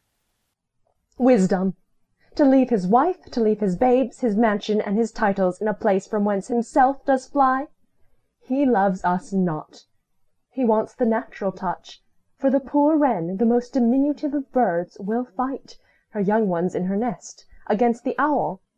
All is the fear, and nothing is the love, as little is the wisdom where the flight so runs against all reason. My dearest coz, I pray you school yourself. But for your husband, he is noble, wise, judicious, and best knows the fits of the season. I dare not speak much further, but cruel are the times, when we are traitors, and do not know ourselves, when we hold rumour from what we fear, yet know not what we fear, but float upon a wild and violent sea each way, and move. I take my leave of you. Shall not be long, but I'll be here again. Things at the worst will cease, or else climb upward to what they were before. My pretty cousin, blessing upon you. Fathered he is, and yet he's fatherless. I am so much a fool should I stay longer. It would be my disgrace and your discomfort. I take my leave at once. Exit. Sirrah, your father's dead. And what will you do now? How will you live? As birds do, mother. What, with worms and flies? With what I get, I mean, and so do they. Poor bird, thou'dst never fear the gnat nor lime, the pitfall nor the gin. Why should I, mother? Poor birds they are not set for. My father is not dead, for all your saying. Yes, he is dead. How wilt thou do for a father? Nay, how will you do for a husband? Why, I can buy me 20 at any market. Then you'll buy him to sell again. Thou speak'st with all thy wit, and yet, i' faith, with wit enough for thee. Was my father a traitor, mother? Ay, that he was. What is a traitor? Why, one that swears and lies. And be all traitors that do so? Every one that does so is a traitor, and must be hanged. And must they all be hanged that swear and lie? Every one. Who must hang them? Why, the honest men. Then the liars and swearers are fools, for there are liars and swearers enow to beat the honest men and hang up them. Now God help thee, poor monkey. But how wilt thou do for a father? If he were dead, you'ld weep for him. If you would not, it were a good sign that I should quickly have a new father. Poor prattler, how thou talk'st. Enter a messenger. Bless you, fair dame. I am not to you known, though in your state of honour I am perfect. I doubt some danger does approach you nearly. If you will take a homely man's advice, be not found here. Hence, with your little ones. To fright you thus, methinks, I am too savage. To do worse to you were fell cruelty, which is too nigh your person. Heaven preserve you. I dare abide no longer. Exit. Whither should I fly? I have done no harm.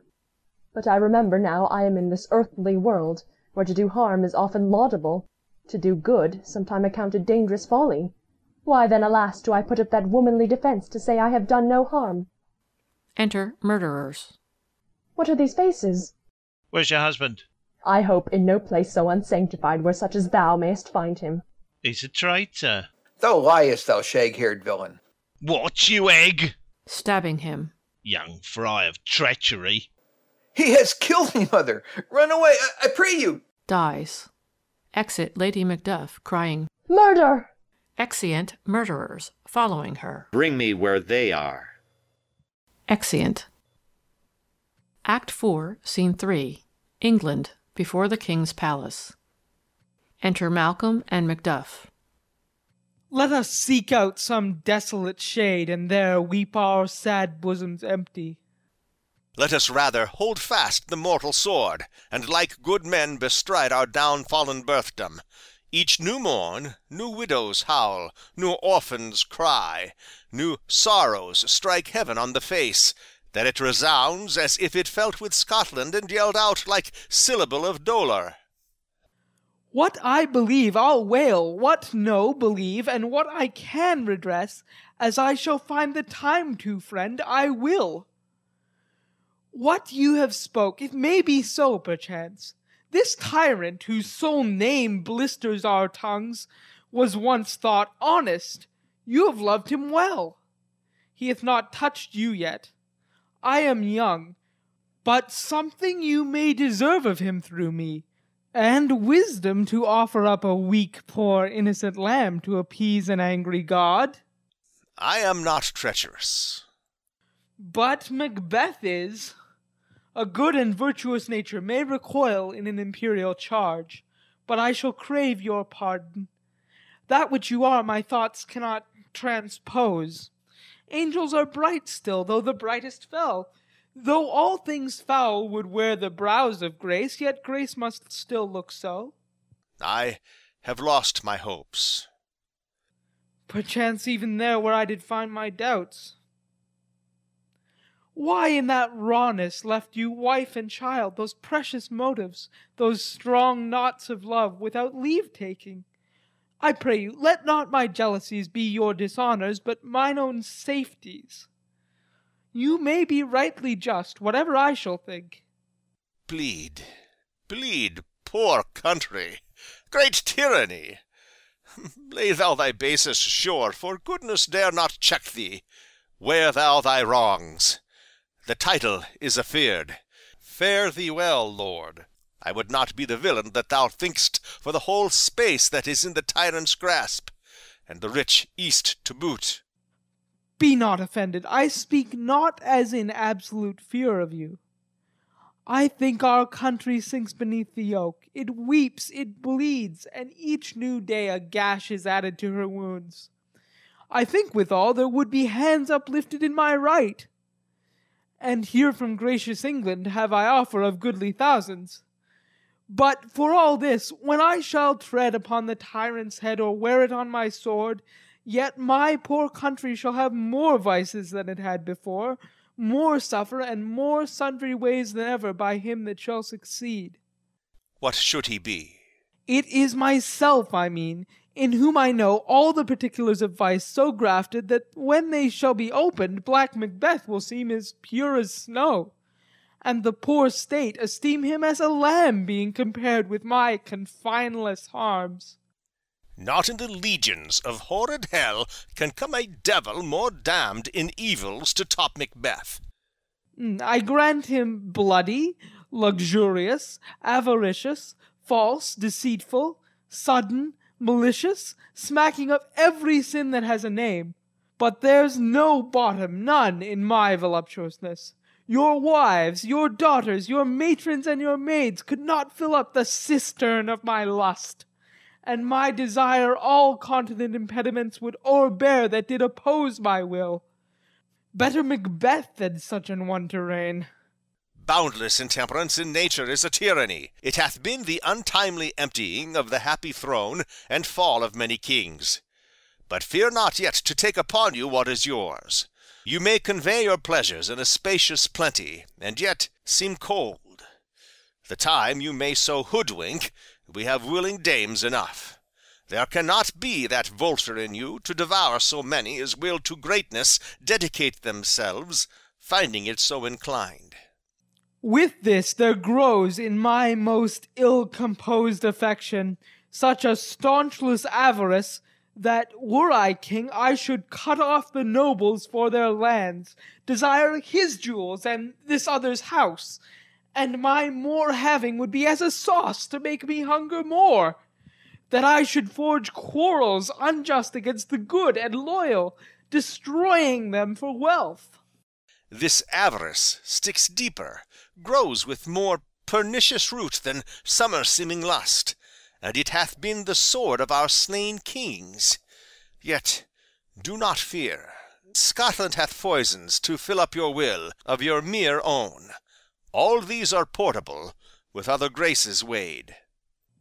But I have none, the king becoming graces, as justice, verity, temperance, stableness, bounty, perseverance, mercy, lowliness, devotion, patience, courage, fortitude. I have no relish of them, but abound in the division of each several crime, acting it many ways. Nay, had I power, I should pour the sweet milk of concord into hell, uproar the universal peace, confound all unity on earth. O Scotland, Scotland! If such a one be fit to govern, speak. I am as I have spoken. Fit to govern, no, not to live. O nation miserable, with an untitled tyrant bloody sceptred, when shalt thou see thy wholesome days again, since that the truest issue of thy throne, by his own interdiction, stands accursed, and does blaspheme his breed? The royal father was a most sainted king. The queen that bore thee, oftener upon her knees than on her feet, died every day she lived. Fare thee well. These evils thou repeat'st upon thyself have banished me from Scotland. O my breast, thy hope ends here. Macduff, this noble passion, child of integrity, hath from my soul wiped the black scruples, reconciled my thoughts to thy good truth and honour. Devilish Macbeth, by many of these trains hath sought to win me into his power, and modest wisdom plucks me from over-credulous haste. But God above deal between thee and me, for even now I put myself to thy direction, and unspeak mine own detraction. Here abjure the taints and blames I laid upon myself, for strangers to my nature. I am yet unknown to woman, never was forsworn, scarcely have coveted what was mine own, at no time broke my faith, would not betray the devil to his fellow, and delight no less in truth than life. My first false speaking was this upon myself. What I am truly is thine and my poor country's to command. Whither indeed before thy here approach, old Seaward with 10,000 warlike men already at a point were setting forth. Now we'll together, and the chance of goodness be like our warranted quarrel. Why are you silent? Such welcome and unwelcome things, at once 'tis hard to reconcile. Enter a doctor. Well, more anon. Comes the king forth, I pray you? Ay, sir. There are a crew of wretched souls that stay his cure. Their malady convinces the great assay of art, but at his touch, such sanctity hath heaven given his hand, they presently amend. I thank you, doctor. Exit doctor. What's the disease he means? 'Tis called the evil, a most miraculous work in this good king, which often, since my here remain in England, I have seen him do. How he solicits heaven, himself best knows. But strangely visited people, all swoln and ulcerous, pitiful to the eye, the mere despair of surgery, he cures, hanging a golden stamp about their necks, put on with holy prayers. And 'tis spoken, to the succeeding royalty he leaves the healing benediction. With this strange virtue he hath a heavenly gift of prophecy, and sundry blessings hang about his throne, that speak him full of grace. Enter Ross. See, who comes here? My countryman, but yet I know him not. My ever-gentle cousin, welcome hither. I know him now. Good God, betimes remove the means that makes us strangers. Sir, amen. Stands Scotland where it did? Alas, poor country, almost afraid to know itself. It cannot be called our mother, but our grave, where nothing but who knows nothing is once seen to smile, where sighs and groans and shrieks that rend the air are made, not marked, where violent sorrow seems a modern ecstasy, the dead man's knell is there scarce asked for who, and good men's lives expire before the flowers in their caps, dying or ere they sicken. Oh, relation too nice, and yet too true. What's the newest grief? That of an hour's age doth hiss the speaker. Each minute teems a new one. How does my wife? Why, well. And all my children? Well, too. The tyrant has not battered at their peace? No. They were well at peace when I did leave 'em. But not a niggard of your speech, how ghost? When I came hither to transport the tidings, which I have heavily borne, there ran a rumour of many worthy fellows that were out, which was to my belief witnessed the rather for that I saw the tyrant's power afoot. Now is the time of help. Your eye in Scotland would create soldiers, make our women fight to doff their dire distresses. Be it their comfort, we are coming thither. Gracious England hath lent us good seaward and 10,000 men. An older and a better soldier, none that Christendom gives out. Would I could answer this comfort with the like. But I have words that would be howled out in the desert air, where hearing should not latch them. What concern they? The general cause? Or is it a fee-grief due to some single breast? No mind that's honest but in it shares some woe, though the main part pertains to you alone. If it be mine, keep it not from me. Quickly let me have it. Let not your ears despise my tongue forever, which shall possess them with the heaviest sound that ever yet they heard. I guess at it. Your castle is surprised, your wife and babe savagely slaughtered, to relate the manner were on the quarry of these murdered deer to add the death of you. Merciful heaven! What, man? Ne'er pull your hat upon your brows, give sorrow words. The grief that does not speak whispers the o'erfraught heart and bids it break. My children, too? Wife, children, servants, all that could be found. And I must be from thence. My wife killed too? I have said. Be comforted. Let us make medicines of our great revenge to cure this deadly grief. He has no children. All my pretty ones. Did you say all? Oh, hell-kite! All? What, all my pretty chickens and their dam at one fell swoop? Dispute it like a man. I shall do so, but I must also feel it as a man. I cannot but remember such things that were most precious to me. Did heaven look on, and would not take their part? O sinful Macduff, they were all struck for thee. Not that I am, not for their own demerits, but for mine, fell slaughter on their souls. Heaven rest them now. Be this the whetstone of your sword. Let grief convert to anger. Blunt not the heart, enrage it.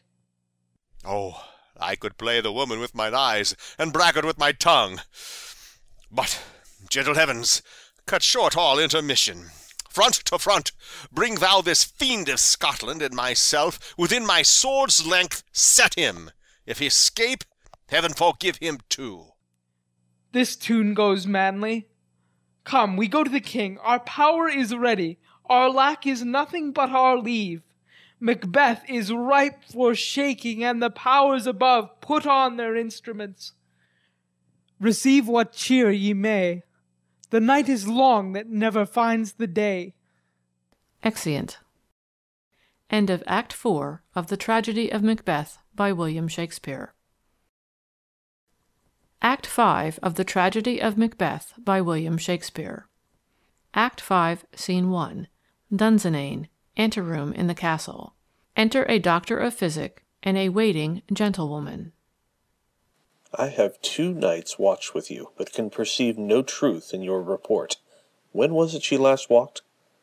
Since his majesty went into the field, I have seen her rise from her bed, throw her nightgown upon her, unlock her closet, take forth paper, fold it, write upon it, read it, afterwards seal it, and again return to bed, yet all this while in a most fast sleep. A great perturbation in nature, to receive at once the benefit of sleep and do the effects of watching. In this slumbery agitation, besides her walking and other actual performances, what, at any time, have you heard her say? That, sir, which I will not report after her. You may to me, and 'tis most meet you should. Neither to you nor anyone, having no witness to confirm my speech. Enter Lady Macbeth with a taper. Lo you, here she comes. This is her very guise, and upon my life, fast asleep. Observe her, stand close. How came she by that light? Why, it stood by her. She has light by her continually. 'Tis her command. You see, her eyes are open. Ay, but their sense is shut. What is it she does now? Look how she rubs her hands. It is an accustomed action with her to seem thus washing her hands. I have known her continue in this 1/4 of an hour. Yet here's a spot. Hark, she speaks. I will set down what comes from her to satisfy my remembrance the more strongly. Out, damned spot, out, I say. 1, 2. Why then, 'tis time to do it. Hell is murky. Fie, my lord, fie, a soldier and afeard! What need we fear who knows it, when none can call our power to account? Yet who would have thought the old man to have had so much blood in him? Do you mark that? The Thane of Fife had a wife. Where is she now? What, will these hands ne'er be clean? No more of that, my lord, no more of that. You mar all with this starting. Go to, go to. You have known what you should not. She has spoke what she should not, I am sure of that. Heaven knows what she has known. Here's the smell of the blood still. All the perfumes of Arabia will not sweeten this little hand. Oh, oh, oh. What a sigh is there! The heart is sorely charged. I would not have such a heart in my bosom for the dignity of the whole body. Well, well, well. Pray God it be, sir. This disease is beyond my practice. Yet I have known those who have walked in their sleep, who have died holily in their beds. Wash your hands. Put on your nightgown. Look not so pale. I tell you yet again, Banquo's buried. He cannot come out on's grave. Even so? To bed. To bed. There's knocking at the gate.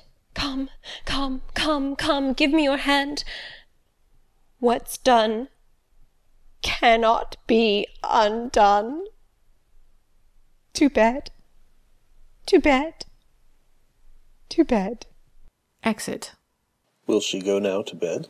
Directly. Foul whisperings are abroad. Unnatural deeds do breed unnatural troubles. Infected minds to their deaf pillows will discharge their secrets. More needs she, the divine, than the physician. God, God, forgive us all. Look after her. Remove from her the means of all annoyance, and still keep eyes upon her. So good night. My mind she has mated, and amazed my sight. I think, but dare not speak. Good night, good doctor. Exeunt. Act 5, Scene 2. The country near Dunsinane. Drum and colours.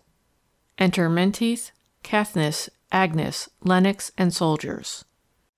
The English power is near, led on by Malcolm, his uncle Seward, and the good Macduff. Revengers burn in them, for their dear causes would to the bleeding and grim alarm excite the mortified mon. Near Burnham Wood. Shall we well meet them? That way are they coming? Who knows if Donalbain be with his brother? For certain, sir, he is not. I have a file of all the gentry.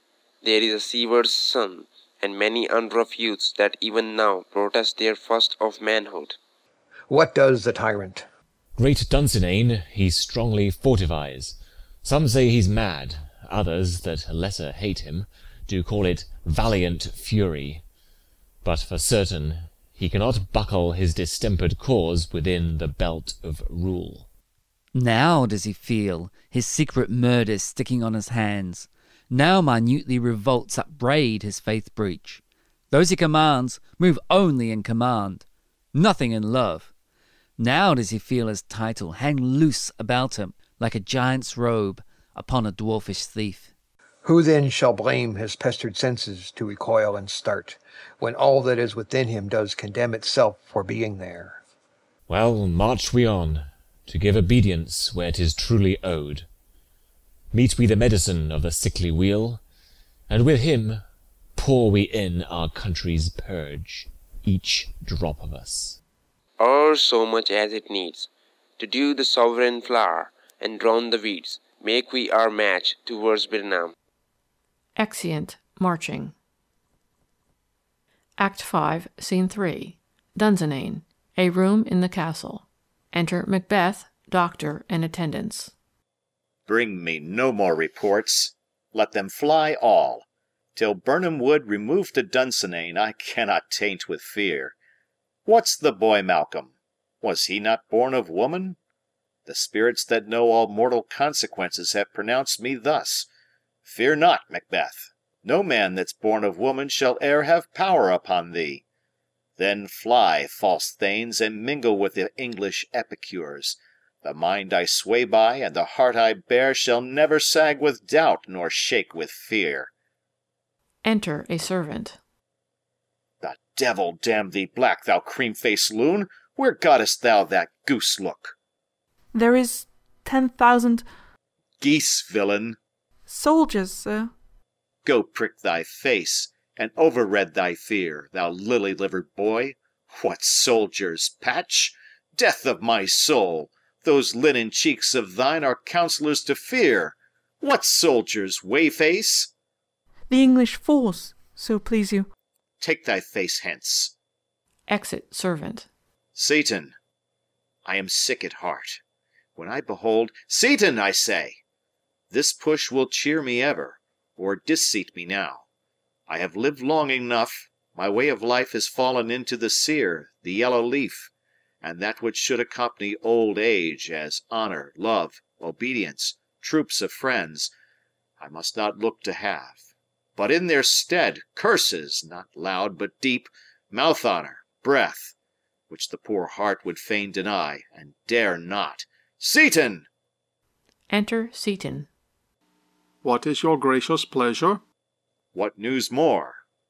All is confirmed, my lord, which was reported. I'll fight till from my bones my flesh be hacked. Give me my armour. 'Tis not needed yet. I'll put it on. Send out more horses. Scur the country round.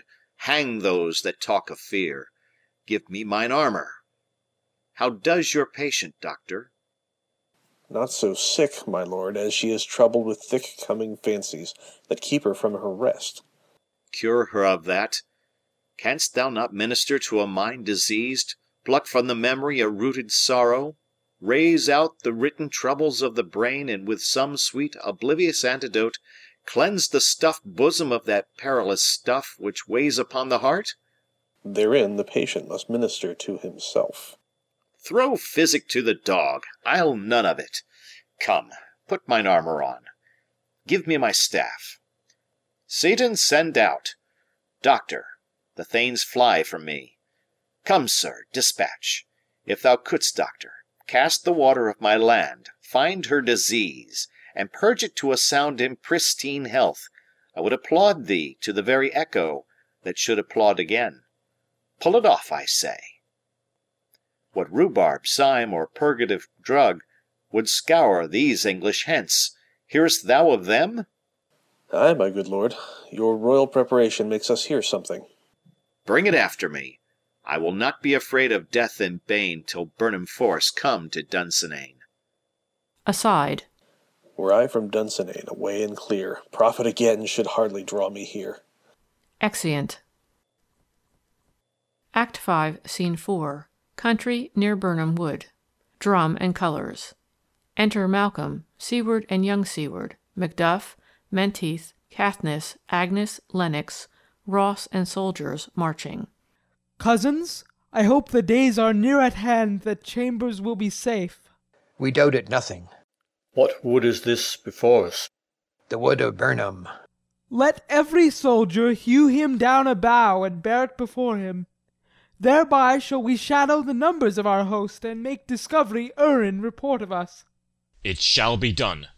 We learn no other, but the confident tyrant keeps still in Dunsinane, and will endure our setting down before it. 'Tis his main hope, for where there is advantage to be given, both more and less have given him the revolt, and none serve with him but constrained things, whose hearts are absent too. Let our just censures attend the true event, and put we on industrious soldiership. The time approaches that will with due decision make us know what we shall say we have and what we owe. Thoughts speculative their unsure hopes relate, but certain issue strokes must arbitrate, towards which advance the war. Exeunt. Marching. Act 5, Scene 5. Dunsinane, within the castle. Enter Macbeth, Seaton and soldiers, with drum and colours. Hang out our banners on the outward walls. The cry is still, they come. Our castle strength will laugh a siege to scorn. Here let them lie, till famine and the ague eat them up. Were they not forced with those that should be ours, we might have met them dareful, beard to beard, and beat them backward home. A cry of women within.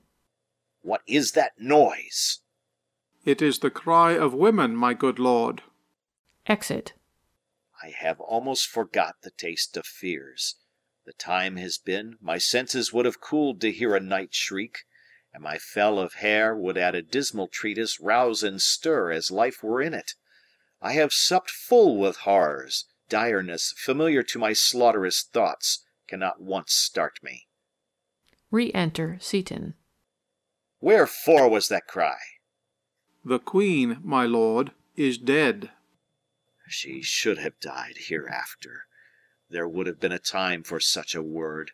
Tomorrow, and tomorrow, and tomorrow creeps in this petty pace from day to day, to the last syllable of recorded time, and all our yesterdays have lighted fools the way to dusty death. Out! Out, brief candle! Life's but a walking shadow, a poor player that struts and frets his hour upon the stage, and then is heard no more. It is a tale told by an idiot, full of sound and fury, signifying nothing. Enter a messenger. Thou comest to use thy tongue, thy story quickly. Gracious my lord, I should report that which I say I saw, but know not how to do it. Well, say, sir. As I did stand my watch upon the hill, I looked toward Burnham, and anon, methought, the wood began to move. Liar and slave! Let me endure your wrath, if it be not so. Within this 3 mile, may you see it coming. I say, a moving grove. If thou speakest false, upon the next tree shalt thou hang alive, till famine cling thee. If thy speech be sooth, I care not if thou dost for me as much. I pull in resolution, and begin to doubt the equivocation of the fiend that lies like truth. Fear not, till Burnham Wood do come to Dunsinane. And now a wood comes toward Dunsinane. Arm, arm, and out! If this which he avouches does appear, there is no flying hence nor tarrying here. I gin to be a-weary of the sun, and wish the estate of the world were now undone. Ring the alarm bell! Blow, wind! Come, rack! At least we'll die with harness on our back. Exeunt. Act 5, Scene 6. Dunsinane, before the castle. Drum and colours. Enter Malcolm, Seward, Macduff, and their army with boughs. Now near enough, your leafy screens throw down, and show like those you are. You, worthy uncle, shall with my cousin, your right noble son, lead our first battle. Worthy Macduff and we shall take upon's what else remains to do, according to our order. Fare you well. Do we but find the tyrant's power tonight, let us be beaten if we cannot fight. Make all our trumpets speak. Give them all breath, those clamorous harbingers of blood and death. Exeunt. Act 5, Scene 7. Another part of the field. Alarms. Enter Macbeth. They have tied me to a stake. I cannot fly, but bear-like I must fight the course. What's he that was not born of woman? Such a one am I to fear, or none.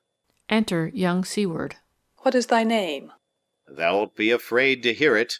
No, though thou call'st thyself a hotter name than any is in hell.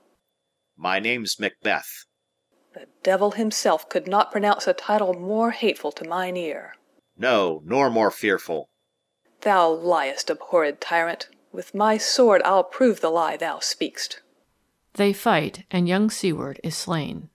Thou wast born of woman, but swords I smile at, weapons laugh to scorn, brandished by man that's of a woman born. Exit. Alarms. Enter Macduff. That way the noise is. Tyrant, show thy face. If thou beest slain, and with no stroke of mine, my wife and children's ghosts will haunt me still. I cannot strike at wretched kerns whose arms are hired to bear their staves. Either thou, Macbeth, or else my sword with an unbattered edge I sheathe again undeeded. There thou shouldst be. By this great clatter one of greatest note seems bruited. Let me find him, Fortune, and more I beg not. Exit. Alarms. Enter Malcolm and Seward. This way, my lord. The castle's gently rendered. The tyrant's people on both sides do fight. The noble thanes do bravely in the war.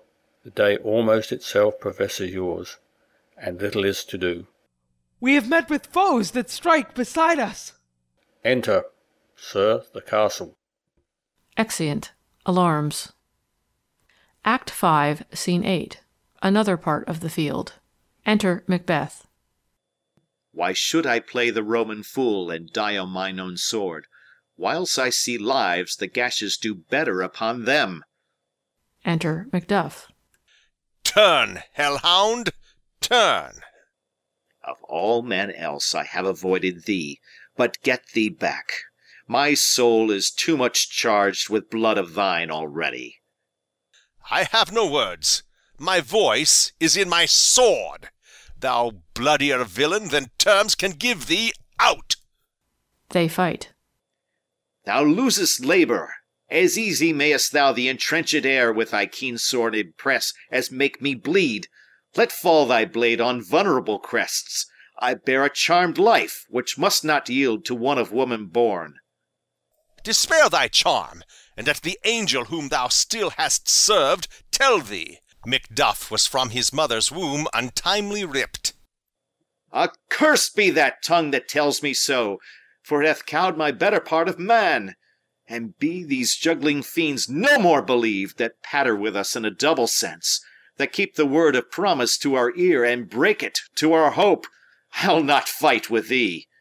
Then yield thee, coward, and live to be the show and gaze of the time. We'll have thee, as our rarer monsters are, painted on a pole and under it. Here may you see the tyrant. I will not yield, to kiss the ground before young Malcolm's feet, and to be baited with the rabble's curse. Though Birnam wood be come to Dunsinane, and thou opposed, being of no woman born, yet I will try the last. Before my body I throw my warlike shield. Lay on, Macduff, and damned be him that first cries, Hold, enough! Exeunt. Fighting. Alarms. Retreat. Flourish.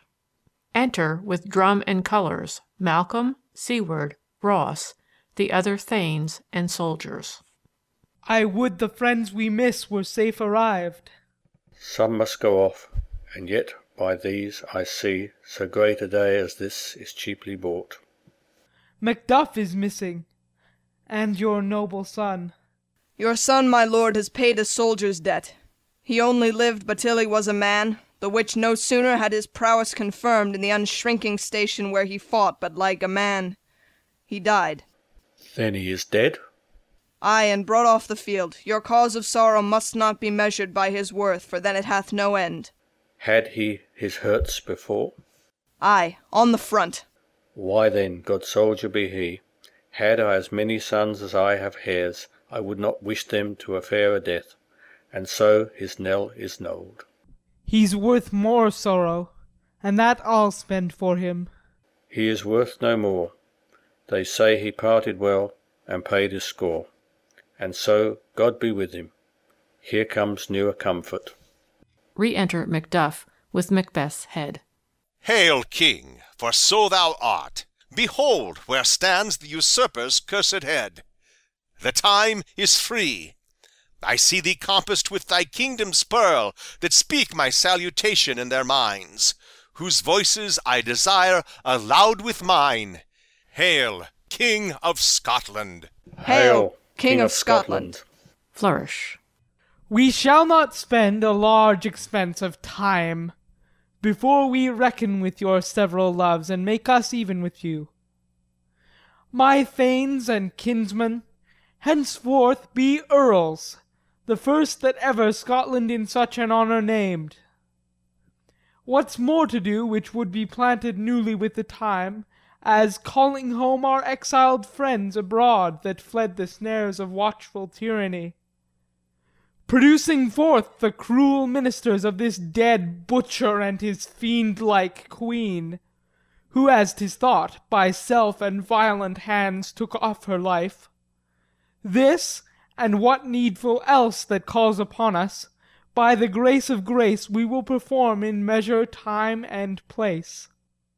So, thanks to all at once, and to each one, whom we invite to see us crowned at Scone.